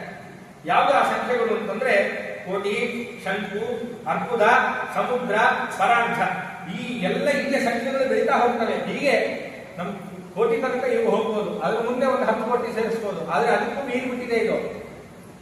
ಎಷ್ಟು ಅಂತಂದ್ರೆ ರಘುನಾಥ ಅಂತ ತಾನು ಸಂಪಾದನೆಯನ್ನು ಮಾಡ್ತಕ್ಕಂಥವನಾಗಿ ಕೋಟಿ ಕೋಟಿ ಗಟ್ಟಲೆ ವಾನರರು ಬರ್ತಾ ಇದ್ದಾರೆ. ಶಂಕು, ಅರ್ಬುದ, ಸಮುದ್ರ, ಪರಾರ್ಧ ಇದಕ್ಕೆಲ್ಲದಕ್ಕೂ ಮೀರಿದಂತಹ ಅನೇಕ ಸಂಖ್ಯೆಗಳಿಂದ ಕೂಡಿದಂತಹ ಎಲ್ಲ ಕವಿವೀರರು ಇಲ್ಲಿಗೆ ಬರ್ತಕ್ಕಂಥವರಾಗಿದ್ದಾರಪ್ಪ. ಆಗಮಿಷ್ಯಂತಿ ದೇರಾಜನ್ ಮಹೇಂದ್ರ ಸಮವಿಕ್ರಮಃ. ಎಂಥವ್ರು ಅಂತಂದ್ರೆ ಇವರೆಲ್ಲರೂ ಕೂಡ ಅವಶ್ಯವಾಗಿ ನಿನ್ನ ಸೇವೆಗೋಸ್ಕರ ಎಲ್ಲರೂ ಬರ್ತಾ ಇದ್ದಾರೆ. ಎಂಥವ್ರು ಇವರು ಅಂತಂದ್ರೆ ಇಂದ್ರನಿಗೆ ಸಮವಾದಂತಹ ಬಲವುಳ್ಳವರು ಇವರೆಲ್ಲರೂ ಕೂಡ ಕವಿಗಳು. ಮಹೇಂದ್ರ ಸಮವಿಕ್ರಮ, ಇಂದ್ರನಿಗೆ ಎಷ್ಟು ಬಲ ಇದೆಯೋ ಅದರ ಸಮವಾದಂತಹ ಬಲ ಈ ಕೋಟಿ ಕೋಟಿ ಸಂಖ್ಯೆಯಲ್ಲಿ ಬರ್ತಾ ಇರ್ತಕ್ಕಂತಹ ಎಲ್ಲ ಕವಿಗಳಲ್ಲೂ ಕೂಡ ಇರ್ತಕ್ಕಂಥದ್ದಾಗಿದೆ. ಮೇರು ಮಂದರ ಸಂಕಾಶ, ಒಬ್ಬೊಬ್ಬರು ನೋಡ್ಲಿಕ್ಕೆ ಹೇಗಿದ್ದಾರೆ, ಒಬ್ಬೊಬ್ಬರ ಶರೀರ ಹೇಗಿದೆ ಅಂದ್ರೆ ಪರ್ವತದ ಗಾತ್ರದಷ್ಟು ಒಬ್ಬೊಬ್ಬರ ಶರೀರ, ಅಂದ್ರೆ ಅಷ್ಟು ಬಲಿಷ್ಠರಾಗಿದ್ದಾರೆ, ಅಷ್ಟು ಗಟ್ಟಿಯಾಗಿದ್ದಾರೆ ಅಂತ ಅರ್ಥ. ಹಾಗೆ ಪರ್ವತದ ಸಮವಾದಂತಹ ದೊಡ್ಡ ದೊಡ್ಡ ಗಾತ್ರಗಳು ಈ ಎಲ್ಲ ಕಪಿವೀರರಿಗೆ ಇರ್ತಕ್ಕಂಥದ್ದಾಗಿದೆ. ಈ ಎಲ್ಲ ಕಪಿವೀರರು ಬರ್ತಾ ಇದ್ದಾರೆ ಸ್ವಾಮಿ. ಮತ್ತೆ ಇವರೆಲ್ಲರೂ ಎಲ್ಲಿರ್ತಾ ಇದ್ರು ಅಂತಂದ್ರೆ ವಿಂಧ್ಯ ಮೇರು ಕೃತಾಲಯ, ಮೇರು ಪರ್ವತ, ವಿಂಧ್ಯ ಪರ್ವತ ಮುಂತಾದ ಅನೇಕ ಪರ್ವತಗಳು, ಸರೋವರಗಳು, ಸಮುದ್ರಗಳು, ವನಗಳು ಇಲ್ಲೆಲ್ಲ ಕಡೆಯಲ್ಲೂ ವಾಸ ಮಾಡ್ತಕ್ಕಂತಹ ಇವರೆಲ್ಲರೂ ಕೂಡ ಬರ್ತಕ್ಕಂಥವರಾಗ್ತಾ ಇದ್ದಾರೆ ಅನ್ನುವ ಮಾತನ್ನ ತಾನು ತಿಳಿಸ್ತಕ್ಕಂಥವರಾಗ್ತಾನೆ. ತೇರ್ತಾಂ ಅಭಿಗಮಿಷ್ಯಂತಿ ರಾಕ್ಷಸಂ ಯೇ ಸಮರ್ಧವಂ ನಿಹತ್ಯ ರಾವಣಂ ಸಂಖ್ಯೆ ಆನಯಿಷ್ಯಂತಿ ಮೈಥಿಲಿ. ಇವರೆಲ್ಲ ಈ ವಾನರೆಲ್ಲ ಯಾತಕ್ಕೋಸ್ಕರ ಬರ್ತಾ ಇದ್ದಾರೆ ಗೊತ್ತಾ ರಾಮ? ನಿನ್ನ ಸೇವೆಗೋಸ್ಕರ ಬರ್ತಾ ಇದ್ದಾರಪ್ಪ. ಎಲ್ಲರೂ ಕೂಡ ಏನ್ ಮಾಡ್ತಾರೆ ಅಂತಂದ್ರೆ ಆ ರಾವಣನನ್ನ ತನ್ನ ಬಂಧುಗಳಿಂದ ಸಹಿತವಾಗಿ ಆ ರಾವಣನನ್ನ ಎಲ್ಲರೂ ಕೂಡ ಸಂಹಾರ ಮಾಡತಕ್ಕಂಥವರಾಗಿ ಏನ್ ಮಾಡ್ತಾರೆ, ಆನಯಿಷ್ಯಂತಿ ಮೈಥಿಲಿ. ಏನು ಆ ಸೀತಾದೇವಿ ಇದ್ದಾಳೋ ಆ ಸೀತಾದೇವಿಯನ್ನು ತಂದು ನಿನಗೆ ಒಪ್ಪಿಸ್ತಕ್ಕಂಥವರಾಗ್ತಾರೆ. ಅಂತಹ ವೀರರಾದಂತಹ ಎಲ್ಲ ವಾನರರು ಮಾರ್ಗದಲ್ಲಿದ್ದಾರೆ, ಎಲ್ಲರೂ ಕೂಡ ಬರ್ತಾ ಇದ್ದಾರೆ ಎನ್ನುವ ಮಾತನ್ನ ಸುಗ್ರೀವ ರಾಮಚಂದ್ರ ದೇವರ ಮುಂದೆ ತಾನು ನಿವೇದನೆಯನ್ನು ಮಾಡಿಕೊಳ್ತಾನೆ. ಇಷ್ಟೆಲ್ಲ ಹೇಳಿದ ಮೇಲೆ ಮತ್ತೆ ರಾಮಚಂದ್ರ ಆ ಸುಗ್ರೀವನನ್ನ ಆಲಿಂಗನೆ ಮಾಡಿಕೊಂಡಂತೆ. ಅದನ್ನೇ ಹೇಳ್ತಾರೆ, ಇತಿ ಬ್ರುವಾರಂ ಸುಗ್ರೀವಂ ರಾಮೋ ಧರ್ಮ ಭೃತಾಂಬರಃ ಬಾಹುಭ್ಯಾಂ ಸಂಪರಿಷ್ಯಜ್ಯ ಪ್ರತ್ಯುವಾಚ ಕೃತಾಂಜಲಿ. ಏನು ಮಾಡಿದ್ದಾನೆ ರಾಮಚಂದ್ರ ಅಂತಂದ್ರೆ ಮತ್ತೆ ಆ ಸುಗ್ರೀವನನ್ನ ಕರೆದು, ಯಾರಿಗಾದ್ರೂ ಸಂತೋಷವಾಗುತ್ತಲ್ಲ, ಅದರಿಂದ ಮತ್ತೆ ಆ ಸುಗ್ರೀವನನ್ನ ಹಿಡಿದು ತಾನು ಆಲಿಂಗನವನ್ನ ಮಾಡಿಕೊಂಡಿದ್ದಾನೆ. ಆಲಿಂಗನವನ್ನ ಮಾಡಿಕೊಂಡು ಹೇಳಿದ್ದಂತೆ ಎಂಥದ್ದು ಶ್ರೀರಾಮಚಂದ್ರ ಅಂದ್ರೆ ಧರ್ಮಭೃತಾಂಬರಃ, ಯಾರು ಧರ್ಮೋತ್ತವರು, ಎಲ್ಲ ಧರ್ಮವನ್ನ ನಡೆಸತಕ್ಕಂಥವರು ಯಾರ್ಯಾರಿದ್ದಾರೋ ಅವರೆಲ್ಲರಲ್ಲೂ ಕೂಡ ವರಹ ಶ್ರೇಷ್ಠನಾದಂತಹ ವ್ಯಕ್ತಿ ರಾಮಚಂದ್ರ. ಯಾಕೆ ಅಂತಂದ್ರೆ ರಾಮನ ಒಂದು ದಿವ್ಯವಾದಂತಹ ಗುಣ ಯಾವುದು ಅಂತಂದ್ರೆ ಶ್ರೀರಾಮಚಂದ್ರ ತಾನು ಧರ್ಮಗಳನ್ನ ಆಚರಣೆ ಮಾಡ್ತಾ ಇದ್ದಂತೆ ಇನ್ನೊಬ್ಬರ ಕೈಲೂ ಕೂಡ ಧರ್ಮವನ್ನ ಆಚರಣೆ ಮಾಡಿಸ್ತಾ ಇದ್ದ ಅಂಥವನು ಶ್ರೀರಾಮಚಂದ್ರ. ಯಾರು ಧರ್ಮಾಚರಣೆಗಳನ್ನ ಮಾಡಿಸ್ತಾರೋ ಅವರು ಶ್ರೇಷ್ಠರು ಅಂತ ಕರೆಸಿಕೊಳ್ಳೋದು. ಆದ್ರಿಂದ ಯಾರು ಧರ್ಮವನ್ನು ಆಚರಣೆ ಮಾಡ್ತಾರೋ ಅವರಿಗೆಲ್ಲರಿಗೂ ಕೂಡ ಶ್ರೇಷ್ಠನಾದಂತಹ ಶ್ರೀರಾಮಚಂದ್ರ ಏನು ಮಾಡಿದ್ದಾನೆ ಅಂದ್ರೆ ಬಾಹುವ್ಯ ತನ್ನ ಎರಡೂ ಕೈಗಳಿಂದ ಆ ಸುಗ್ರೀವನನ್ನ ಹಿಡಿದು ಚೆನ್ನಾಗಿ ಬಾಚಿ ಅಪ್ಪಿದರಂತೆ ಸಂತೋಷದಿಂದ ತಾನು ಮಾಡಿದ್ದಾನೆ. ಆಮೇಲೆ ಇನ್ನೊಂದು ಮಾತನ್ನು ಹೇಳಿದ್ದಂತೆ, ಯದಿಂದ್ರೋ ವರ್ಷತೆ ವರ್ಷಂ ನ ತಚ್ಚಿತ್ರಂ ಭವೇತ್ ಭುವಿ ಆದಿತ್ಯೋವ ಸಹಸ್ರಾಂಶು ಕುರ್ಯಾತ್ ವಿಚಿನಿರಂ ನಭಃ ಚಂದ್ರಮಾ ರಶ್ಮಿಭಿಃ ಕುರ್ಯಾತ್ ಪೃಥಿವೀಂ ಸೌಮ್ಯ ನಿರ್ಮಲ ತದ್ವಿಧೋಪಿ ವಾಪಿ ಮಿತ್ರಾಣ ಪ್ರತಿಕುರ್ಯಾತ್. ಹೇಳಿದಂತೆ ಏನು ಹೇಳಿದ ರಾಮಚಂದ್ರ ಅಂದ್ರೆ, ನೋಡಪ್ಪ ಭೂಲೋಕದಲ್ಲಿ ಅಥವಾ ಎಲ್ಲಿ ಮಳೆ ಆಗ್ತದೋ ಭೂಲೋಕದಲ್ಲಿ ಮಳೆ ಬಂತು ಅಂತಾದ್ರೆ ಯಾರಾದ್ರೂ ಆಶ್ಚರ್ಯ ಪಡ್ತಾರ? ಇಂದ್ರದೇವರು ಮಳೆಯನ್ನು ಸುರಿಸ್ಬಿಟ್ಟಿದ್ದಾರೆ ಅಂತ ಯಾರಾದ್ರೂ ಆಶ್ಚರ್ಯವನ್ನು ಪಡ್ತಾರೇನಪ್ಪ ಸುಗ್ರೀವ? ಯಾರು ಲೋಕದಲ್ಲಿ ಆಶ್ಚರ್ಯ ಪಡೋದಿಲ್ಲ. ಸಹಜವಾಗಿ ಮಳೆ ಬರ್ತಾ ಇದೆ, ಮಳೆ ಬರಬೇಕು, ಮಳೆ ಬರ್ತಾ ಇದೆ ಸಹಜವಾಗಿ ಅಂತ ತಿಳ್ಕೊಳ್ತಾರೆ. ಹಾಗೆ ಸೂರ್ಯಕಾಲ ಉದಯಿಸಿದಾಗಂತಂದ್ರೆ ಅನೇಕ ಕಿರಣಗಳು ಭೂಮಂಡಲಕ್ಕೆ ಬೀಳ್ತಕ್ಕಂಥದ್ದಾಗುತ್ತೆ. ಪದಾರ್ಥಗಳೆಲ್ಲವೂ ಕೂಡ ನಮಗೆ ಕಾಣ್ತಕ್ಕಂಥದ್ದಾಗುತ್ತೆ. ನನಗೆ ಪದಾರ್ಥ ಕಾಣಿಸುತ್ತೆ ಯಾರಾದ್ರೂ ಆಶ್ಚರ್ಯ ಪಡ್ತಾರ? ಪಡಲ್ಲ.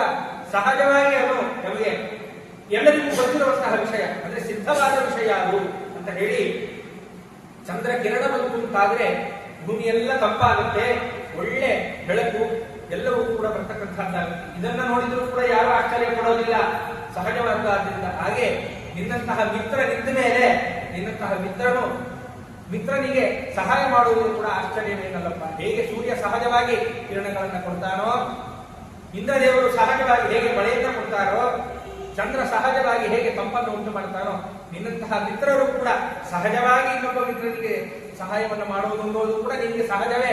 ಅದು ಆಶ್ಚರ್ಯವೇನು ಅಲ್ಲ ನನಗೆ ಅಂತ ಹೇಳಿ ಹೀಗೆ ರಾಮನು ಕೂಡ ಅವನಿಗೆ ಸಂತೋಷಕರವಾದಂತಹ ಮಾತುಗಳನ್ನ ಆಡ್ತಕ್ಕಂಥವನಾಗ್ತಾನೆ. ಇಷ್ಟೆಲ್ಲ ಮಾತುಗಳನ್ನ ಆಡಿದ ಮೇಲೆ ಅಲ್ಲಿ ಏನಾಯಿತು? ಪರಿಸರದಲ್ಲಿ ವ್ಯತ್ಯಾಸವಾಯಿತು. ಇಷ್ಟೆಲ್ಲ ರಾಮ ಮತ್ತೆ ಸುಗ್ರೀವರಿಬ್ಬರು ಕೂಡ ಮಾತಾಡ್ತಾ ಇದ್ರೆ ಪರಿಸರದಲ್ಲಿ ವ್ಯತ್ಯಾಸವಾಯಿತು. ಏನಾಯಿತು ಅಂತಂದ್ರೆ ದಿಶಃ ಪರ್ಯಕುಲಾಶ್ಚಾಸನ್ ರಜಸಾ ತೇನ ಮೂರ್ಛತ ಚಚಾಲ ಚ ಮಹೀ ಸರ್ವಾಹ ಸಶೈಲ ವನ ಕಾರಣ. ಏನಾಗಿದೆ? ದಿಕ್ಕುಗಳಲ್ಲೆಲ್ಲ ಕಡೆ ಧೂಳು ತುಂಬಿದೆ, ಅನೇಕ ಧೂಳು ತುಂಬಿದೆ. ಮತ್ತಷ್ಟೇ ಅಲ್ಲ, ಮತ್ತೆ ಭೂಮಿ ಅಲುಗಾಡ್ತಾ ಇದೆ, ಭೂಕಂಪನ ಆಗ್ತಾ ಇದೆ. ಮತ್ತೆ ಎಲ್ಲ ವನ ಕಾನನಗಳು, ಪರ್ವತಗಳು ಎಲ್ಲವೂ ಕೂಡ ಕಂಪನವಾಗ್ತಾ ಇದೆ. ಎಲ್ಲವೂ ಕೂಡ ಭೂಮಿಯೂ ಕೂಡ ಕಂಪನವಾಗ್ತಾ ಇದೆ. ಅಂದ್ರೆ ಪ್ರಕೃತಿಯಲ್ಲಿ ವ್ಯತ್ಯಾಸವಾಗ್ತಾ ಇದೆ. ಏನು ಅಂತ ನೋಡ್ತಾ ಇದ್ರೆ ಎಲ್ಲ ಕೋಟಿ ಕೋಟಿ ಸಂಖ್ಯೆಯಲ್ಲಿ ಇದ್ದಂತಹ ಎಲ್ಲ ಕವಿಗಳು ಆ ಕಟ್ಟಡಕ್ಕೆ ಬರ್ತಕ್ಕಂಥವರಾಗಿದ್ದಾರೆ. ಒಂದು 100 ಕುದುರೆ ಹೋದ್ರೆ ಆ ಧೂಳು ಹೇಗಿರುತ್ತೆ ನಮ್ಗೆ ನೋಡಿದ್ರೆ ಗೊತ್ತಾಗುತ್ತೆ. ಒಳ್ಳೆ 100 ಕುದುರೆ ಈಗ ದಬದಬಾಗ್ ಹೋಯ್ತು ಅಂದ್ರೆ ಒಳ್ಳೆ ಧೂಳಿ ಎಬ್ಸುತ್ತೆ. ಅಂತಹದ್ದು ಕೋಟಿ ಕೋಟಿ ಸಂಖ್ಯೆಯಲ್ಲಿ ಹಿಂದೆನೆ ಕೇಳಲ್ವಲ್ಲ ಎಷ್ಟು ಸಂಖ್ಯೆಯಲ್ಲಿ ಇದ್ರು ಅಂತ ಹೇಳಿಕ್ಕಾಗದಷ್ಟು ಸಂಖ್ಯೆಯಲ್ಲಿದ್ದಾರೆ ಎಲ್ಲ ಕಪಿಗಳು. ಆ ಎಲ್ಲ ಕಪಿಗಳು ಯಾವಾಗ ತಾವು ಬರ್ತಕ್ಕಂಥವರಾದ್ರೂ ಅವರು ಬರುವ ವೇಗಕ್ಕೆ ಎಲ್ಲ ಕಡೆ ಧೂಳಿ ತುಂಬಿದೆ. ದಿಕ್ಕುಗಳಲ್ಲಿ ಧೂಳಿ ಎದ್ದು ಭೂಮಿ ಎಲ್ಲ ಕಂಪಿಸ್ತಾ ಇದೆ. ಆ ರೀತಿಯಾದಂತಹ ಸೈನ್ಯ, ಕಪಿಸೇನೆ ಆ ಎಲ್ಲವೂ ಕೂಡ ಕಂಪಿಸ್ತಾ ಇದೆ. ಆಮೇಲೆ ಮತ್ತೆ ವನಗಳು ಎಲ್ಲವೂ ಕೂಡ ಕಂಪಿಸ್ತಕ್ಕಂಥದ್ದಾಗಿದೆ. ಹೀಗೆ ಆ ಎಲ್ಲ ಕೋಟಿ ಕೋಟಿ ಸಂಖ್ಯೆಯಲ್ಲಿ ಆ ಎಲ್ಲ ಕವಿಗಳು ಏನು ಮಾಡಿದ್ದಾರೆ, ಅವರೆಲ್ಲರೂ ಕೂಡ ರಾಮ ಮತ್ತು ಸುಗ್ರೀವರಿಬ್ಬರು ಕೂಡ ಎಲ್ಲಿದ್ದಾರೋ ಆ ಜಾಗಕ್ಕೆ ಬಂದು ಎಲ್ಲರೂ ಕೂಡ ಸೇರ್ತಕ್ಕಂಥವರಾಗಿದ್ದಾರೆ.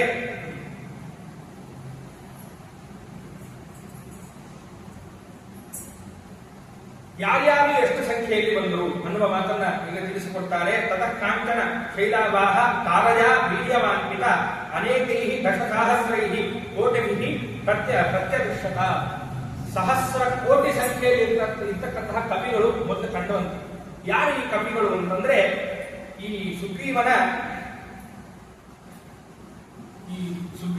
ಏನು ತಾರ ತಂದೆ ಏನು ಸುಷೇಣ ಅಂತ ಇದ್ದಾನೋ ಆ ಸುಷೇಣ ಎನ್ನುವಂತಹ ಕವಿ ಏನು ಮಾಡಿದ್ದಾನೆ, ಕೋಟಿ ಸಹಸ್ರ ಸಂಖ್ಯೆಯಲ್ಲಿ ಅನೇಕ ಜನ ಈ ಕಪಿ ಸೈನ್ಯವನ್ನ ತಾನು ಕರೆದುಕೊಂಡು ಬಂದಿದ್ದಾನಂತೆ. ಅವರು ಈ ಸುಗ್ರೀವನಿಗೆ ಕಾಣ್ತಕ್ಕಂಥವರಾಗಿದ್ದಾರೆ. ಅದಲ್ಲದೇನೆ ಪಿತಾರುವಾಯ ಸಂಪ್ರಾಪ್ತ ಸುಗ್ರೀವ ಶ್ವಶುರೋ ವಿಭುವು. ಮತ್ತೇನು ಮಾಡಿದ್ದಾರೆ, ತಥಾಪರೇಣ ಕೋಟೀನಾಂ ಸಹಸ್ರೇಣ ಸಮನ್ವಿತ. ಮತ್ತೆ ಸಹಸ್ರ ಕೋಟಿ ಸಂಖ್ಯೆಯಲ್ಲಿ ಮತ್ತಿನ್ನೊಂದು ಸೈನ್ಯ ಬಂದಂತೆ. ಯಾರೊಂದು ಸೈನ್ಯ ಅಂತಂದ್ರೆ ಪಿತಾ ರುಮಾಯ ಸಂಪ್ರಾಪ್ತ. ರುಮಾ ಅನ್ನುವಂತಹ ಏನು ಹೆಂಡತಿ ಇದ್ದಾಳೋ ಸುಗ್ರೀವನಿಗೆ, ಆ ರುಮೆಯ ಪಿತ ಯಾರು ತಾನು ಕೂಡ ಏನು ಮಾಡಿದ್ದಾನೆ, ಅನೇಕ ಸಹಸ್ರ ಕೋಟಿ ಸಂಖ್ಯೆಯಲ್ಲಿ ವಾನರನ ಸೇನೆಯನ್ನ ಶ್ರೀರಾಮಚಂದ್ರ ದೇವರು ಏನು ಈ ಸೀತಾನ್ವೇಷಣವನ್ನ ಮುಂದೆಲ್ಲ ಕಾರ್ಯಗಳನ್ನ ಮಾಡಬೇಕು ಅದಕ್ಕೆ ಆ ಎಲ್ಲ ಕವಿಗಳನ್ನ ತಂದು ನಿಲ್ಲಿಸತಕ್ಕಂಥವರಾಗಿದ್ದಾನೆ. ಅದಾದ ಮೇಲೆ ಪದ್ಮಕೇಸರ ಸಂಕಾಶ ಅರುಣಾರ್ಕ ನಿಧಾನನ ಬುದ್ಧಿಮಾನ್ ವಾನರ ಶ್ರೇಷ್ಠ ಸರ್ವ ವಾನರ ಸತ್ತಮ ಅನೇಕೈ ಬಹುವಿಧಿ ಸಾಹಸ್ರೈ ವಾನರಾಣಾಂ ಸಂವೃತ ಪಿತಾ ಹನುಮತ ಶ್ರೀಮಾನ್ ಕೇಸರಿ ಪ್ರತ್ಯದೃಶ್ಯತ. ತದನಂತರದಲ್ಲಿ ಕೇಸರಿ ಎನ್ನುವಂತಹ ಕವಿ ಒಳ್ಳೆ ಶೋಭಾಯಮಾನವಾದಂತಹ ಕವಿ, ಪ್ರಕಾಶಮಾನವಾಗಿ ಒಳ್ಳೆ ತೇಜಪುಂಜದಂತೆ ಕಾಣಿಸ್ತಾ ಇದ್ದಾರೆ. ಯಾರು ಈ ಕೇಸರಿ ಎನ್ನುವಂತಹ ಕವಿ? ಹೇಳ್ತಾರೆ, ಪಿತಾ ಹನುಮತ ಶ್ರೀಮಾನ್, ಈ ಹನುಮಂತ ದೇವರ ಪಿತಾ ತಂದೆ ಆದಂತಹ ಕೇಸರಿ ಎನ್ನುವಂತಹ ಕವಿ. ಆ ಕವಿಯು ಕೂಡ ಲೆಕ್ಕ ಮಾಡದಷ್ಟು ವಾನರ ಸೇನೆಯನ್ನ ತಂದುಕೊಟ್ಟಿದ್ದಾರೆ. ಮೇರು ಪರ್ವತದಲ್ಲಿ ವಾಸ ಮಾಡುವಂತಹ ಕವಿ. ಅದರಿಂದ ಅಲ್ಲಿಂದ ಈ ಎಲ್ಲ ಲೆಕ್ಕಲೆ ಮಾಡಲಿಕ್ಕೆ ಸಾಧ್ಯ ಇಲ್ಲ, ಅಷ್ಟು ಸಂಖ್ಯೆಯಲ್ಲಿ ಇರತಕ್ಕಂತಹ ಎಲ್ಲ ಕವಿ ಸೈನ್ಯವನ್ನ ಆ ಕೇಸರಿ ಎನ್ನುವಂತಹ ಹನುಮಂತ ದೇವರ ತಂದೆಯವರಾದಂತಹ ಕವಿಗಳು ಅನೇಕ ಸಂಖ್ಯೆಯಲ್ಲಿ ಇರ್ತಕ್ಕಂತಹ ಎಲ್ಲ ವಾನರರನ್ನ ತಂದು ಅಲ್ಲಿ ಒಪ್ಪಿಸ್ತಕ್ಕಂಥವರಾಗ್ತಾರೆ. ಹೀಗೆ ಅನೇಕ ಜನ ವೀರ ವಿವಿಧ ಮುಂತಾದ ಅನೇಕ ಕವಿಗಳು ಎಲ್ಲರೂ ಕೂಡ ತಮ್ಮ ತಮ್ಮ ಕೋಟಿ ಕೋಟಿ ಸಂಖ್ಯೆಯಲ್ಲಿ ಇರ್ತಕ್ಕಂತಹ ಕೋಟಿ ಸಹಸ್ರ ಸಂಖ್ಯೆಯಲ್ಲಿ ಇರ್ತಕ್ಕಂತಹ ಎಲ್ಲ ನಮ್ಮ ಕಪಿ ವೀರರನ್ನ ಸೈನ್ಯವನ್ನ ಎಲ್ಲವನ್ನೂ ಕೂಡ ಅಲ್ಲಿ ತಂದು ಒಪ್ಪಿಸ್ತಕ್ಕಂಥವರಾಗ್ತಾರೆ. ಇಷ್ಟೆಲ್ಲ ಆದ ಮೇಲೆ ಗಜಶ್ಚ ಬಲವಾನ್ ವೀರ ಕೋಟಿ ವಿಸ್ತೃತ ರಾಜಕಾಮ ಮಹಾತೇಜ ಸುಗ್ರೀವಸ್ಸ ಸಮೀಪಕಃ. ಏನ್ ಮಾಡಿದ್ದಾನೆ ಈ ಗಜ ಎನ್ನುವಂತಹ ಈ ಕಪಿ, ಇವನು ಕೂಡ 3 ಕೋಟಿಗೂ ಮಿಗಿಲಾದಂತಹ 3 ಕೋಟಿ ಸಹಸ್ರಕ್ಕೂ ಮಿಗಿಲಾದಂತಹ ಅನೇಕ ಕಪಿ ಸೈನ್ಯವನ್ನ ತಾನು ತಂದು ಅಲ್ಲಿ ಒಪ್ಪಿಸ್ತಕ್ಕಂಥವನಾಗಿದ್ದಾನೆ. ಇದೆಲ್ಲ ಆದಮೇಲೆ ದ್ವಿವಿಧ ಮುಂತಾದವರೆಲ್ಲರೂ ಕೂಡ ಮವಿಂದ ಮತ್ತು ದ್ವಿವಿಧ ಇವರಿಬ್ಬರು ಯಾರು ಅಂತಂದ್ರೆ ಅಶ್ವಿನಿ ದೇವತೆಗಳ ಪುತ್ರರಂತೆ. ಇವರಿಬ್ಬರೂ ಕೂಡ ಅಂದ್ರೆ ರಾಮನ ಸೇವೆಗೋಸ್ಕರ ಅವತಾರ ಮಾಡಿ ಬಂದಿದ್ದಾರೆ. ಇವರಿಬ್ಬರೂ ಕೂಡ ಏನು ಮಾಡಿದ್ದಾರೆ, ಇವರು ಕೂಡ ಅನೇಕ ಸಂಖ್ಯೆಯಲ್ಲಿ ವಾನರನ್ನ ತಂದು ಅಲ್ಲಿ ಒಪ್ಪಿಸ್ತಕ್ಕಂಥವರಾಗಿದ್ದಾರೆ. ವೃಕ್ಷರಾಗುವ ಮಹಾತೇಜ ಜಾಂಬವಾನ್ ನಾಮ ನಾಮತಃ ಕೋಟಿವಿರ್ ದಶಭಿಹಿ ಪ್ರಾಪ್ತಃ ಸುಗ್ರೀವಸ್ಯ ವಶೇ ಸ್ಥಿತಃ. ಆಮೇಲೆ ಜಾಂಬವಂತ ಬಂದಂತೆ, ಎಲ್ಲರಿಗೂ ಮೀರಿದವ, ಮಹಾಬಲಿಷ್ಠ, ಒಳ್ಳೆ ವಯಸ್ಸಾದವ, ಎಲ್ಲರಿಗೂ ತುಂಬಾ ಅನುಭವಸ್ಥ. ಯಾರು? ಜಾಂಬವಂತ. ಇಂತಹ ಜಾಂಬವಂತ ಏನು ಮಾಡಿದ್ದಾನೆ ಅಂದ್ರೆ 10 ಕೋಟಿ ಸಹಸ್ರ ಸಂಖ್ಯೆಯಲ್ಲಿ ಇರ್ತಕ್ಕಂತಹ ಭಲ್ಲೂಕಗಳು ಕರಡಿ ಸೈನ್ಯವನ್ನು ತಂದಂತೆ. ಯಾರು? ಈ ಜಾಂಬವಂತ. ಹೀಗೆ ಕಪಿಗಳಿದ್ದಾರೆ, ಕರಡಿಗರಿದ್ದಾರೆ, ಎಲ್ಲ ಸೈನ್ಯ ಕೋಟಿ ಕೋಟಿ ಸಹಸ್ರ ಸಂಖ್ಯೆಯಲ್ಲಿ ಎಲ್ಲ ಕಪಿಗಳು ಕೂಡ ಅಲ್ಲಿ ಬಂದು ಸೇರ್ತಕ್ಕಂಥವರಾಗಿದ್ದಾರೆ. ಎಲ್ಲರೂ ಕೂಡ ಸುಗ್ರೀವನ ವಶದಲ್ಲಿ ಬಂದು ಎಲ್ಲರೂ ಕೂಡ ನಿಂತಕ್ಕಂಥವರಾಗ್ತಾರೆ. ನಿಂತಕ್ಕಂಥವರಾದ ಮೇಲೆ ಈಗ ಇನ್ನು ಮುಂದೆ ಸುಗ್ರೀವ ಏನು ಮಾಡ್ತಾನೆ ಅಂತಂದ್ರೆ ಈ ಒಂದು ಪೂರ್ವ ದಿಕ್ಕಿಗೆ ಅನೇಕ ಕವಿಗಳನ್ನ ಕಳಿಸ್ತಕ್ಕಂಥವನಾಗ್ತಾನೆ. ಅದಕ್ಕೂ ಮುಂಚೆ ಸುಗ್ರೀವ ಒಂದು ಮಾತನ್ನ ಆಡ್ತಾನೆ ರಾಮಚಂದ್ರನ ಮುಂದೆ. ನೋಡಪ್ಪ ರಾಮಚಂದ್ರ, ಈ ಎಲ್ಲ ಕವಿಗಳು ಬಂದು ಸೇರಿದ್ದಾರೆ. ಯಾರು ಇವರೆಲ್ಲ ಯಾತಕ್ಕೋಸ್ಕರ ಬಂದು ಸೇರಿದ್ದಾರೆ ಅಂದ್ರೆ ಇವರೆಲ್ಲರಿಗೂ ಕೂಡ ಯಾವ ಸಾಮರ್ಥ್ಯ ಇದೆ ಅನ್ನೋ ಮಾತನ್ನು ಕೂಡ ಸುಗ್ರೀವ ಹೇಳ್ತಕ್ಕಂಥವನಾಗ್ತಾನೆ. ನಿನಗೆ ಇಷ್ಟ ಬಂದಂಗೆ ಇವರನ್ನ ನೀನು ಬಳಸ್ಕೊಳ್ಬಹುದು. ಇವರೆಲ್ಲರೂ ಕೂಡ ನಿನಗೋಸ್ಕರ ಬಂದಿದ್ದಾರೆ. ನೀ ಏನ್ ಆಜ್ಞೆ ಮಾಡ್ತೀಯೋ ಅದರಂತೆ ಇವರು ನಡೀತಕ್ಕಂಥವರಾಗ್ತಾರೆ. ಈ ಕವಿಗಳೆಲ್ಲರೂ ಕೂಡ ಹೇಗಿದ್ದಾರೆ ಅಂತಂದ್ರೆ ಪೃಥಿವ್ಯಂಬು ಚರ ರಾಮ ನಾನಾನಗ ನಿವಾಸಿನಃ ಕೋಟ್ಯಗ್ರಶ ಇಮೇ ಪ್ರಾಪ್ತ ವಾನರಾಸ್ತವ ಕಿಂಕರಾಹ. ಏನ್ ಮಾಡಿದ್ದಾನೆ ಸುಗ್ರೀವ? ನೋಡಪ್ಪ, ಇಲ್ಲಿ ಬಂದಂತಹ ಈ ಎಲ್ಲ ಕವಿಗಳು ಕೂಡ ಭೂಮಿಯಲ್ಲೂ ಕೂಡ ನಡ್ಕೊಂಡು ಹೋಗ್ತಕ್ಕಂಥವ್ರು ಅನೇಕ ಕವಿಗಳಿದ್ದಾರೆ. ಮತ್ತೆ ಅಂಬುಜರಾಹ, ನೀರಿನಲ್ಲೂ ಕೂಡ ನಡೆದು ಹೋಗ್ತಕ್ಕಂತಹ ಅನೇಕ ಕವಿಗಳಿದ್ದಾರೆ. ಮತ್ತೆ ಆಕಾಶ ಮಾರ್ಗದಲ್ಲೂ ಕೂಡ ಹೋಗುವಂತಹ ಅನೇಕ ಕವಿಗಳು ಇಲ್ಲಿ ಇರ್ತಕ್ಕಂಥವರಾಗಿದ್ದಾರೆ. ಕೋಟ್ಯಗ್ರಶ ಇಮೇ ಪ್ರಾಪ್ತ, ಕೋಟಿ ಕೋಟಿ ಸಂಖ್ಯೆಯಲ್ಲಿ, ಕೋಟಿ ಸಹಸ್ರ ಸಹಸ್ರ ಕೋಟಿ ಸಂಖ್ಯೆಯಲ್ಲಿ ಇವರೆಲ್ಲರೂ ಕೂಡ ಇಲ್ಲಿ ಬಂದಿದ್ದಾರೆ. ಇವರೆಲ್ಲರೂ ಯಾರು ಅನ್ನೋದನ್ನೇ ಮುಂದೆ ಸುಗ್ರೀವ ಹೇಳ್ತಾನೆ. ವಾನರಾಹ ತವ ಕಿಂಕರಾಹ. ಈ ಎಲ್ಲ ವಾನರ ಸೈನ್ಯ ಏನು ಬಂದಿದೆಯೋ ಇವರೆಲ್ಲರೂ ಕೂಡ ನಿನ್ನ ಕಿಂಕರರು ಸ್ವಾಮಿ. ಯಾಕೆ ನಿನ್ನ ಕಿಂಕರರು? ಯಾತಕ್ಕಾಗಿ ಬಂದಿದ್ದಾರೆ? ಇವರೆಲ್ಲರೂ ಕೂಡ ನಿನ್ನ ಸೇವೆಗಾಗಿ ಬಂದಿದ್ದಾರೆ. ಇವರೆಲ್ಲರೂ ಕೂಡ ರಾಮಚಂದ್ರ ದೇವರ ಸೇವೆಗೋಸ್ಕರನೇ ಬಂದವರು. ರಾಮನಿಂದ ಉದ್ಧಾರವನ್ನ ನಾವು ಆಗಬೇಕು, ಪರಮಾತ್ಮ ನಮ್ಮ ಮೇಲೆ ಪ್ರಸನ್ನನಾಗಬೇಕು ಅನ್ನುವ ಉದ್ದೇಶದಿಂದಲೇ ಈ ಎಲ್ಲ ಕವಿಸೈನ್ಯ ಬಂದಿದೆ. ಆದ್ದರಿಂದ ಇವರೆಲ್ಲರೂ ಕೂಡ ನಿನ್ನ ಕಿಂಕರರು ಅನ್ನುವ ಮಾತನ್ನು ಸುದ್ದಿ ಮಾಡ್ತಾರೆ. ಇದಕ್ಕೆ ಯಾವ್ದಾದ್ರು ಒಂದು ಉದಾಹರಣೆ ಬೇಕಲ್ಲ ಅಂತಂದ್ರೆ ಆನಂದ ರಾಮಾಯಣದಲ್ಲಿ ಬರ್ತಕ್ಕಂತಹ ಒಂದು ಕಥೆ ಏನು ಅಂತಂದ್ರೆ, ಕುಂಭಕರ್ಣನೊಟ್ಟಿಗೆ ಯುದ್ಧ ಆಗಬೇಕಾದ್ರೆ ಕುಂಭಕರ್ಣ ತಾನು ಒಂದು ಗಂಟೆಯಿಂದ ಸಹಿತ ಅನೇಕ ಗಂಟೆಗಳಿಂದ ಕೂಡಿದಂತಹ ಒಂದು ಉಡದಾರವನ್ನು ಹಾಕೊಂಡಿರ್ತಾನೆ. ಯಾರು? ಕುಂಭಕರ್ಣ. ಅಷ್ಟಲ್ಲದೇನೆ ಅವನ ರಥಕ್ಕೂ ಕೂಡ ಅನೇಕ ಗಂಟೆಗಳನ್ನ ಅಲಂಕಾರ ಮಾಡಿರ್ತಾನೆ. ಹೀಗೆ ಗಂಟೆಗಳನ್ನೆಲ್ಲ ಅಲಂಕಾರ ಮಾಡಿದಾಗ ತನ್ನ ರಥ ಹೋಗ್ತಾ ಇರ್ತದೆ. ಕುಂಭಕರ್ಣನ ರಥ ಯುದ್ಧದ ಕಾಲದಲ್ಲಿ ಹೋಗ್ಬೇಕಾದ್ರೆ ಒಂದು ಗಂಟೆ ಮುರಿದು ಕೆಳಗೆ ನಿಂತಿರುತ್ತೆ. ಆ ಕುಂಭಕರ್ಣನ ರಥದ ಗಂಟೆ ಅದು ಒಂದು ಕೆಳಗೆ ಬಿದ್ದುಬಿಡುತ್ತೆ. ಕೆಳಗೆ ಬಿದ್ದ ತಕ್ಷಣ ಆ ಗಂಟೆ ಒಳಗಡೆ ಕೋಟಿ ಕೋಟಿ ಸಂಖ್ಯೆಯಲ್ಲಿ ವಾನರರು ಸೇರಿಬಿಡ್ತಾರೆ. ಸೇರಿದಾಗ ಏನ್ ಮಾಡಿದ್ರು ಗಂಟೆಯನ್ನು ಎತ್ತಲಿಕ್ಕಾಗುದಿಲ್ಲ, ಏನ್ ಮಾಡಿದ್ರು ಗಂಟೆಯನ್ನು ಎತ್ತಲಿಕ್ಕಾಗುದಿಲ್ಲ. ಅಲ್ಲೇ ಇದ್ದಾರೆ ಎಲ್ಲ ವಾನರರು. ಇತ್ತ ಏನ್ ನಡೀತಾ ಇದೆ ಅಂತಂದ್ರೆ ಕುಂಭಕರ್ಣನ ಸಂಹಾರ, ಇಂದ್ರಜಿತ್ತು ಮುಂತಾದವರ ಎಲ್ಲರ ಸಂಹಾರವೂ ಕೂಡ ಮುಗಿದಿದೆ. ರಾವಣ ಸಂಹಾರವೂ ಆಗಿದೆ. ಇತ್ತ ರಾವಣನ ಸಂಹಾರವಾದ ಮೇಲೂ ಕೂಡ ಆ ಗಂಟೆ ಹಾಗೆ ಇದೆ, ಯಾರು ತೆಗೆದಿಲ್ಲ. ಕೋಟಿ ಕೋಟಿಯಲ್ಲಿ ಸಂಖ್ಯೆಯಲ್ಲಿ ಇರ್ತಕ್ಕಂತಹ ವಾಹನಗಳೆಲ್ಲರೂ ಕೂಡ ಒಳಗಿದ್ದಾರೆ. ಏನು ಮಾಡಿದ್ರು ಗಂಟೆ ತೆಗೆಯಕ್ಕೆ ಬರ್ತಾ ಇಲ್ಲ. ಎಲ್ಲರೂ ಆಲೋಚನೆ ಮಾಡಿದ್ರಂತೆ, ಒಂದು ಕೆಲಸ, ನಾವೇನು ಇಲ್ಲಿಂದ ಹೋಗ್ಲಿಕ್ಕೆ ಆಗೋದಿಲ್ಲ, ಇನ್ನ ನಾವು ಇದನ್ನ ಕೆಳಗೆ ಇರಬೇಕು. ಒಂದು ಕೆಲಸ ಮಾಡೋಣ, ನಮ್ಮ ಗತಿ ಏನು? ಶ್ರೀರಾಮಚಂದ್ರ ವಾನರಾಹತನ ಕಿಂಕರಾಹತ್ಯ ಏನಂದ್ರೆ ಅದಕ್ಕೆ ಹೇಳ್ತಾ ಇದ್ದೇನೆ. ನಮಗೆ ಗತಿ ಯಾರು ಅಂತಂದ್ರೆ ಶ್ರೀರಾಮಚಂದ್ರನೇ ನಮಗೆ ಗತಿ. ಆದ್ರಿಂದ ನಾವೆಲ್ಲರೂ ಕೂಡ ರಾಮನಾಮ ಜಪವನ್ನ ಮಾಡ್ತಾ ಇಲ್ಲಿ ಕುತ್ಕೊಂಡು ಬಿಡೋಣ ಅಂತ ಹೇಳಿ, ಏನಾಗುತ್ತೋ ಆಗಲಿ ನಮಗೆ ಗತಿ ಇರೋದು ರಾಮಚಂದ್ರ ಒಬ್ಬನೇ. ಅದರಿಂದ ರಾಮನಾಮ ಜಪವನ್ನ ಮಾಡ್ತಾ ಕುತ್ಕೊಂಡು ಬಿಡೋಣ ಅಂತ ಹೇಳಿ ಕೋಟಿ ಕೋಟಿ ಸಂಖ್ಯೆಯಲ್ಲಿರ್ತಕ್ಕಂತಹ ಎಲ್ಲ ಕವಿಗಳು ತಾವು ರಾಮನಾಮ ಜಪವನ್ನ ಶುರು ಮಾಡಿದ್ದಾರೆ. ಎಲ್ಲರೂ ರಾಮನಾಮವನ್ನ ಜಪ ಮಾಡ್ತಾ ಇದ್ದಾರೆ. ಇತ್ತ ಎಲ್ಲಿ ರಾಮನಾಮ ಜಪ ಆಗುತ್ತೋ ಅಂಥವ್ರ ರಕ್ಷಣೆಯ ಹೊಣೆ ಯಾರದು? ಹನುಮಂತ ದೇವರದು. ಬಿಟ್ಟಾಣ ಹನುಮಂತ ರಾಮಚಂದ್ರ ದೇವರು ಹೇಳಿದಂತೆ, ಸ್ವಾಮಿ ಎಲ್ಲ ಕಾರ್ಯಗಳು ಮುಗಿದಿದೆ, ಆದ್ರೆ ಇನ್ನೊಂದು ಕಾರ್ಯ ಬಾಕಿ ಇದೆ ಅಂತಂತೆ ಹನುಮಂತ. ಅದಕ್ಕೆ ನೋಡ್ರಿ ಅಂತ ಹನುಮಂತ ದೇವರ ಋಣ ನಮ್ಮ ಮೇಲೆ ಸದಾ ಕಾಲ ಇರಬೇಕು. ಅದು ಎಲ್ಲಿ ರಾಮನಾಮ ಜಪವಾಗುತ್ತೋ, ಯಾಕಂದ್ರೆ ಇದೇ ವಾಲ್ಮೀಕಿ ರಾಮಾಯಣದಲ್ಲಿ ಒಂದು ಮಾತು ಬರುತ್ತೆ, ಎಲ್ಲಿಯವರೆಗೂ ನನ್ನ ನಾಮಸ್ಮರಣೆ ರಾಮಾಯಣ ನಡೀತಾ ಇರುತ್ತೋ ಅಲ್ಲಿವರೆಗೂ ನೀನಿರು ಅಂತ ಹೇಳಿ ರಾಮಚಂದ್ರ ಹನುಮಂತ ದೇವರಿಗೆ ಆಶೀರ್ವಾದ ಮಾಡಿದ್ದಾರೆ. ಹಾಗೆ ಎಲ್ಲಿ ರಾಮನಾಮ ಜಪ ನಡೆಯುತ್ತೋ ಹನುಮಂತ ದೇವರು ಇರಬೇಕಲ್ಲ. ಇನ್ನೊಂದು ಕೆಲಸ ಬಾಕಿ ಇದೆ ಸ್ವಾಮಿ ಅಂತ ಹೇಳಿ ಹನುಮಂತ ದೇವರು ರಾಮಚಂದ್ರ ದೇವರನ್ನ ಕರ್ಕೊಂಡು ಬರ್ತಾರೆ. ಬಾ ಸ್ವಾಮಿ ಬಾ ನನ್ನ ಜೊತೆಗೆ ಬಾ ಅಂತ ಹೇಳಿ ಸ್ವಾಗತವನ್ನು ಮಾಡ್ತಾ ಕರ್ಕೊಂಡು ಬಂದು ತಮ್ಮ ಬಾಲದಿಂದ ಆ ಗಂಟೆಯನ್ನು ಎತ್ತಿರ್ತಕ್ಕಂಥವರಾಗ್ತಾರೆ. ಎತ್ತಿದ ತಕ್ಷಣ ರಾಮನಾಮ ಜಪವನ್ನು ಮಾಡ್ತಾ ಇದ್ದಂತಹ ಕೋಟಿ ಕೋಟಿ ಸಂಖ್ಯೆಯಲ್ಲಿ ಬಂದಂತಹ ಎಲ್ಲ ಕವಿಗಳು ಕೂಡ ಬರ್ತಕ್ಕಂಥವರಾಗ್ತಾರೆ. ಅವತ್ತು ಹೇಳಿದಂತೆ ರಾಮಚಂದ್ರ, ಏನೋ ಎಂತಹ ಭಕ್ತ ನೀನು ಹನುಮಂತ, ನನ್ನ ಕೆಲಸ ಮಾಡು, ಈ ಗಂಟೆ ನಿನ್ನ ಬಾಲಕ್ಕೆ ತುಂಬಾ ಸುಂದರವಾಗಿ ಶೋಭಾಯಮಾನವಾಗಿ ಕಾಣ್ತಾ ಇದೆ, ಈ ಗಂಟೆ ಸದಾ ಕಾಲ ನಿನ್ನ ಬಾಲದಲ್ಲಿ ಇರಲಿ ಅಂತ ಆಶೀರ್ವಾದ ಮಾಡಿದಂತೆ. ಅದಕ್ಕೆ ಇವತ್ತಿಗೂ ಕೂಡ ವ್ಯಾಸರಾಜರು ಏನು ಎಷ್ಟೋ ಪ್ರಾಣದೇವರನ್ನ ಪ್ರತಿಷ್ಠಾಪನೆ ಮಾಡಿದ್ದಾರೋ ಇವತ್ತಿಗೂ ನಾವು ಹೋಗಿ ನೋಡಿದ್ರೆ ಈ ಕಥೆಯನ್ನ ನೆನಪಿಸಿಕೊಂಡು ಆ ವ್ಯಾಸರಾಜರು ಸಾರ್ವಭೌಮರು ಗಂಟೆಯನ್ನ ಬಾಲದಲ್ಲಿ ತಿಂತಕ್ಕಂಥವರಾಗಿದ್ದಾರೆ. ಹೀಗೆ ಎಲ್ಲ ವಾನರ ಸೇನೆಯು ಹನುಮಂತ ದೇವರಿಂದ ಹಿಡಿದು ಎಲ್ಲ ವಾನರ ಸೇನೆ ಎಲ್ಲ ರಾಮಚಂದ್ರ ದೇವರ ಕಿಂಕರರಲ್ವಾ, ಅವನಿಗೋಸ್ಕರನೇ ಬದುಕಿದವರು. ಅದರಿಂದ ಎಲ್ಲ ಏನು ಈ ವಾನರ ಸೇನೆ ಎಲ್ಲವೂ ಕೂಡ ಇರ್ತಕ್ಕಂಥದ್ದಾಗಿದೆಯೋ ಎಲ್ಲವೂ ಕೂಡ ನಿನ್ನ ಕಿಂಕರರಪ್ಪ ಇವರೆಲ್ಲರೂ ಕೂಡ ಅಂತ ಹೇಳಿ ಆ ಸುಗ್ರೀವ ತಾನು ಎಲ್ಲ ವಾನರರು ನಿನ್ನ ಕಿಂಕರರಾದ್ರಿಂದ ನೀ ಹೇಗೆ ಆಜ್ಞೆಯನ್ನ ಮಾಡ್ತೀಯೋ ಅದರಂತೆ ಅವರೆಲ್ಲರೂ ಕೂಡ ನಡೀತಕ್ಕಂಥವರಾಗ್ತಾರೆ ಎನ್ನುವ ಮಾತನ್ನ ಸುಗ್ರೀವ ಹೇಳ್ತಕ್ಕಂಥವರಾಗ್ತಾನೆ. ಈ ಮಾತನ್ನೆಲ್ಲ ಕೇಳಿದ ಮೇಲೆ ರಾಮಚಂದ್ರ ದೇವರು ಹೇಳಿದಂತೆ, ನಾನು ಯಾಕೆ ಆಜ್ಞೆ ಮಾಡಿ, ನೀನೇ ಮಾತಾಡ, ನೀನೇ ನನಗೆ ಬೇರೆಯವನೇನು ಸುಗ್ರೀವ, ನೀನ್ ನನಗೆ ಬೇರೆಯವನ ಖಂಡಿತ ಅಲ್ಲ. ಯಾವಾಗಲೂ ನನ್ನ ಹಿತ ಏನು ಅನ್ನೋದನ್ನೇ ನೀನು ಬಯಸ್ತಾ ಇರ್ತಿ, ಯಾವಾಗಲೂ ನನ್ನ ಹಿತವನ್ನೇ ಮಾಡ್ತಾ ಇರ್ತಿ. ಅದರಿಂದ ನೀನು ಬೇರೆಯವನಲ್ಲ, ನೀನೇ ಆಜ್ಞೆ ಮಾಡು ಅಂತ ಹೇಳಿದಂತೆ.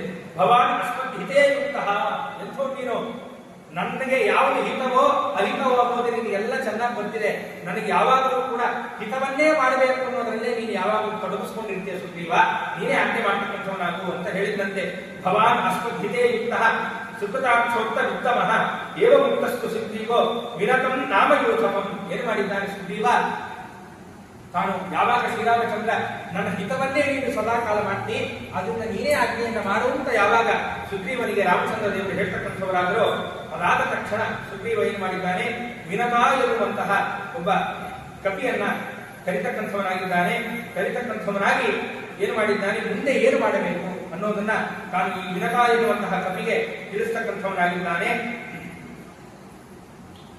ಈ ವಿನತ ಎನ್ನುವಂತಹ ಕಪಿಯನ್ನೇ ತಾನು ಮುಂದು ಮಾಡಿ ಪೂರ್ವ ದಿಕ್ಕಿಗೆ ಅನೇಕ ಕಪಿಗಳನ್ನು ಸೇರಿಸಿ ಲಕ್ಷ ಲಕ್ಷ ಸಂಖ್ಯೆಯಲ್ಲಿ ಅನೇಕ ಕಪಿಗಳನ್ನ ಈ ವಿನತನನ್ನ ಸೇನಾಧಿಪತಿಯನ್ನ ಮಾಡಿ ಈ ಎಲ್ಲ ಕಪಿ ಸೇನೆಯನ್ನ ಅವನ ಅಧೀನದಲ್ಲಿ ಕೊಟ್ಟು ಸುಗ್ರೀವ ಏನ್ ಮಾಡಿದ್ದಾನೆ, ಪೂರ್ವ ದಿಕ್ಕಿಗೆ ಎಲ್ಲ ಸೈನ್ಯವನ್ನ ಕಳಿಸ್ತಕ್ಕಂಥವನಾಗ್ತಾನೆ.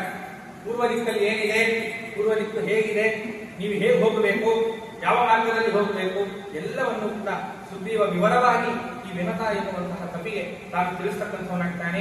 ಆ ಎಲ್ಲ ವಿವರಗಳನ್ನ ನಾಳೆಯ ದಿನ ಅಂದ್ರೆ ಆದಷ್ಟು ನಾಳೆಯ ದಿನ 4 ದಿಕ್ಕಿಗೆ ಯಾರ್ಯಾರನ್ನು ಕಳಿಸಿದ, ಮುಖ್ಯವಾಗಿ ಯಾವ ಪ್ರಮುಖರನ್ನ ಕಳಿಸಿದ, ಈ 4 ದಿಕ್ಕಲ್ಲೂ ಯಾವ ಪ್ರದೇಶಗಳಿದ್ದು ಎಲ್ಲವನ್ನೂ ಕೂಡ ಸುಗ್ರೀವ ಹೇಳ್ತಕ್ಕಂಥವರಾಗ್ತಾನೆ. ಅದರಲ್ಲೂ ಕೂಡ ಇದು ಹನುಮಂತ ದೇವರಿಗೆ ಅನೇಕ ಸಂದೇಶಗಳನ್ನು ಕೂಡ ಕೊಡ್ತಕ್ಕಂಥವರಾಗ್ತಾರೆ. ಈ ಎಲ್ಲ ವಿಷಯಗಳನ್ನ ನಾವು ನಾಳೆಯ ದಿನ, ವಿಶೇಷವಾಗಿ ಏಕಾದಶಿ ನಾಳೆಯ ದಿನ ನಾವು ಕೇಳ್ತಕ್ಕಂಥವ್ರಾಗೋಣ ಅಂತ ಹೇಳ್ತಾ, ಏನು ಇವತ್ತಿನ ದಿನ ಈ 2 ಮಾತುಗಳನ್ನಾಡಿದ್ದೇನೋ, ಈ 2 ಮಾತುಗಳಿಂದ ಅಸ್ಮದ್ಗುರು ಅಂತರ್ಗತ ಭಾರತೀಯರ ಮುಖ್ಯ ಪ್ರಾಣಾಂತರ್ಗತನಾದಂತಹ ಏನು ಕೋದಂಡ ರಾಮಚಂದ್ರ ಸ್ವಾಮಿ ಇದ್ದಾನೋ ಅಂತಹ ರಾಮಚಂದ್ರ ದೇವರ ಪಾದಾರವಿಂದಗಳಲ್ಲಿ ಸಮರ್ಪಣೆ ಮಾಡ್ತೇನೆ. ಶ್ರೀಕೃಷ್ಣಾರ್ಪಣಮಸ್ತು, ಶ್ರೀಮದ್ದೇಶಾರ್ಪಣಮಸ್ತು.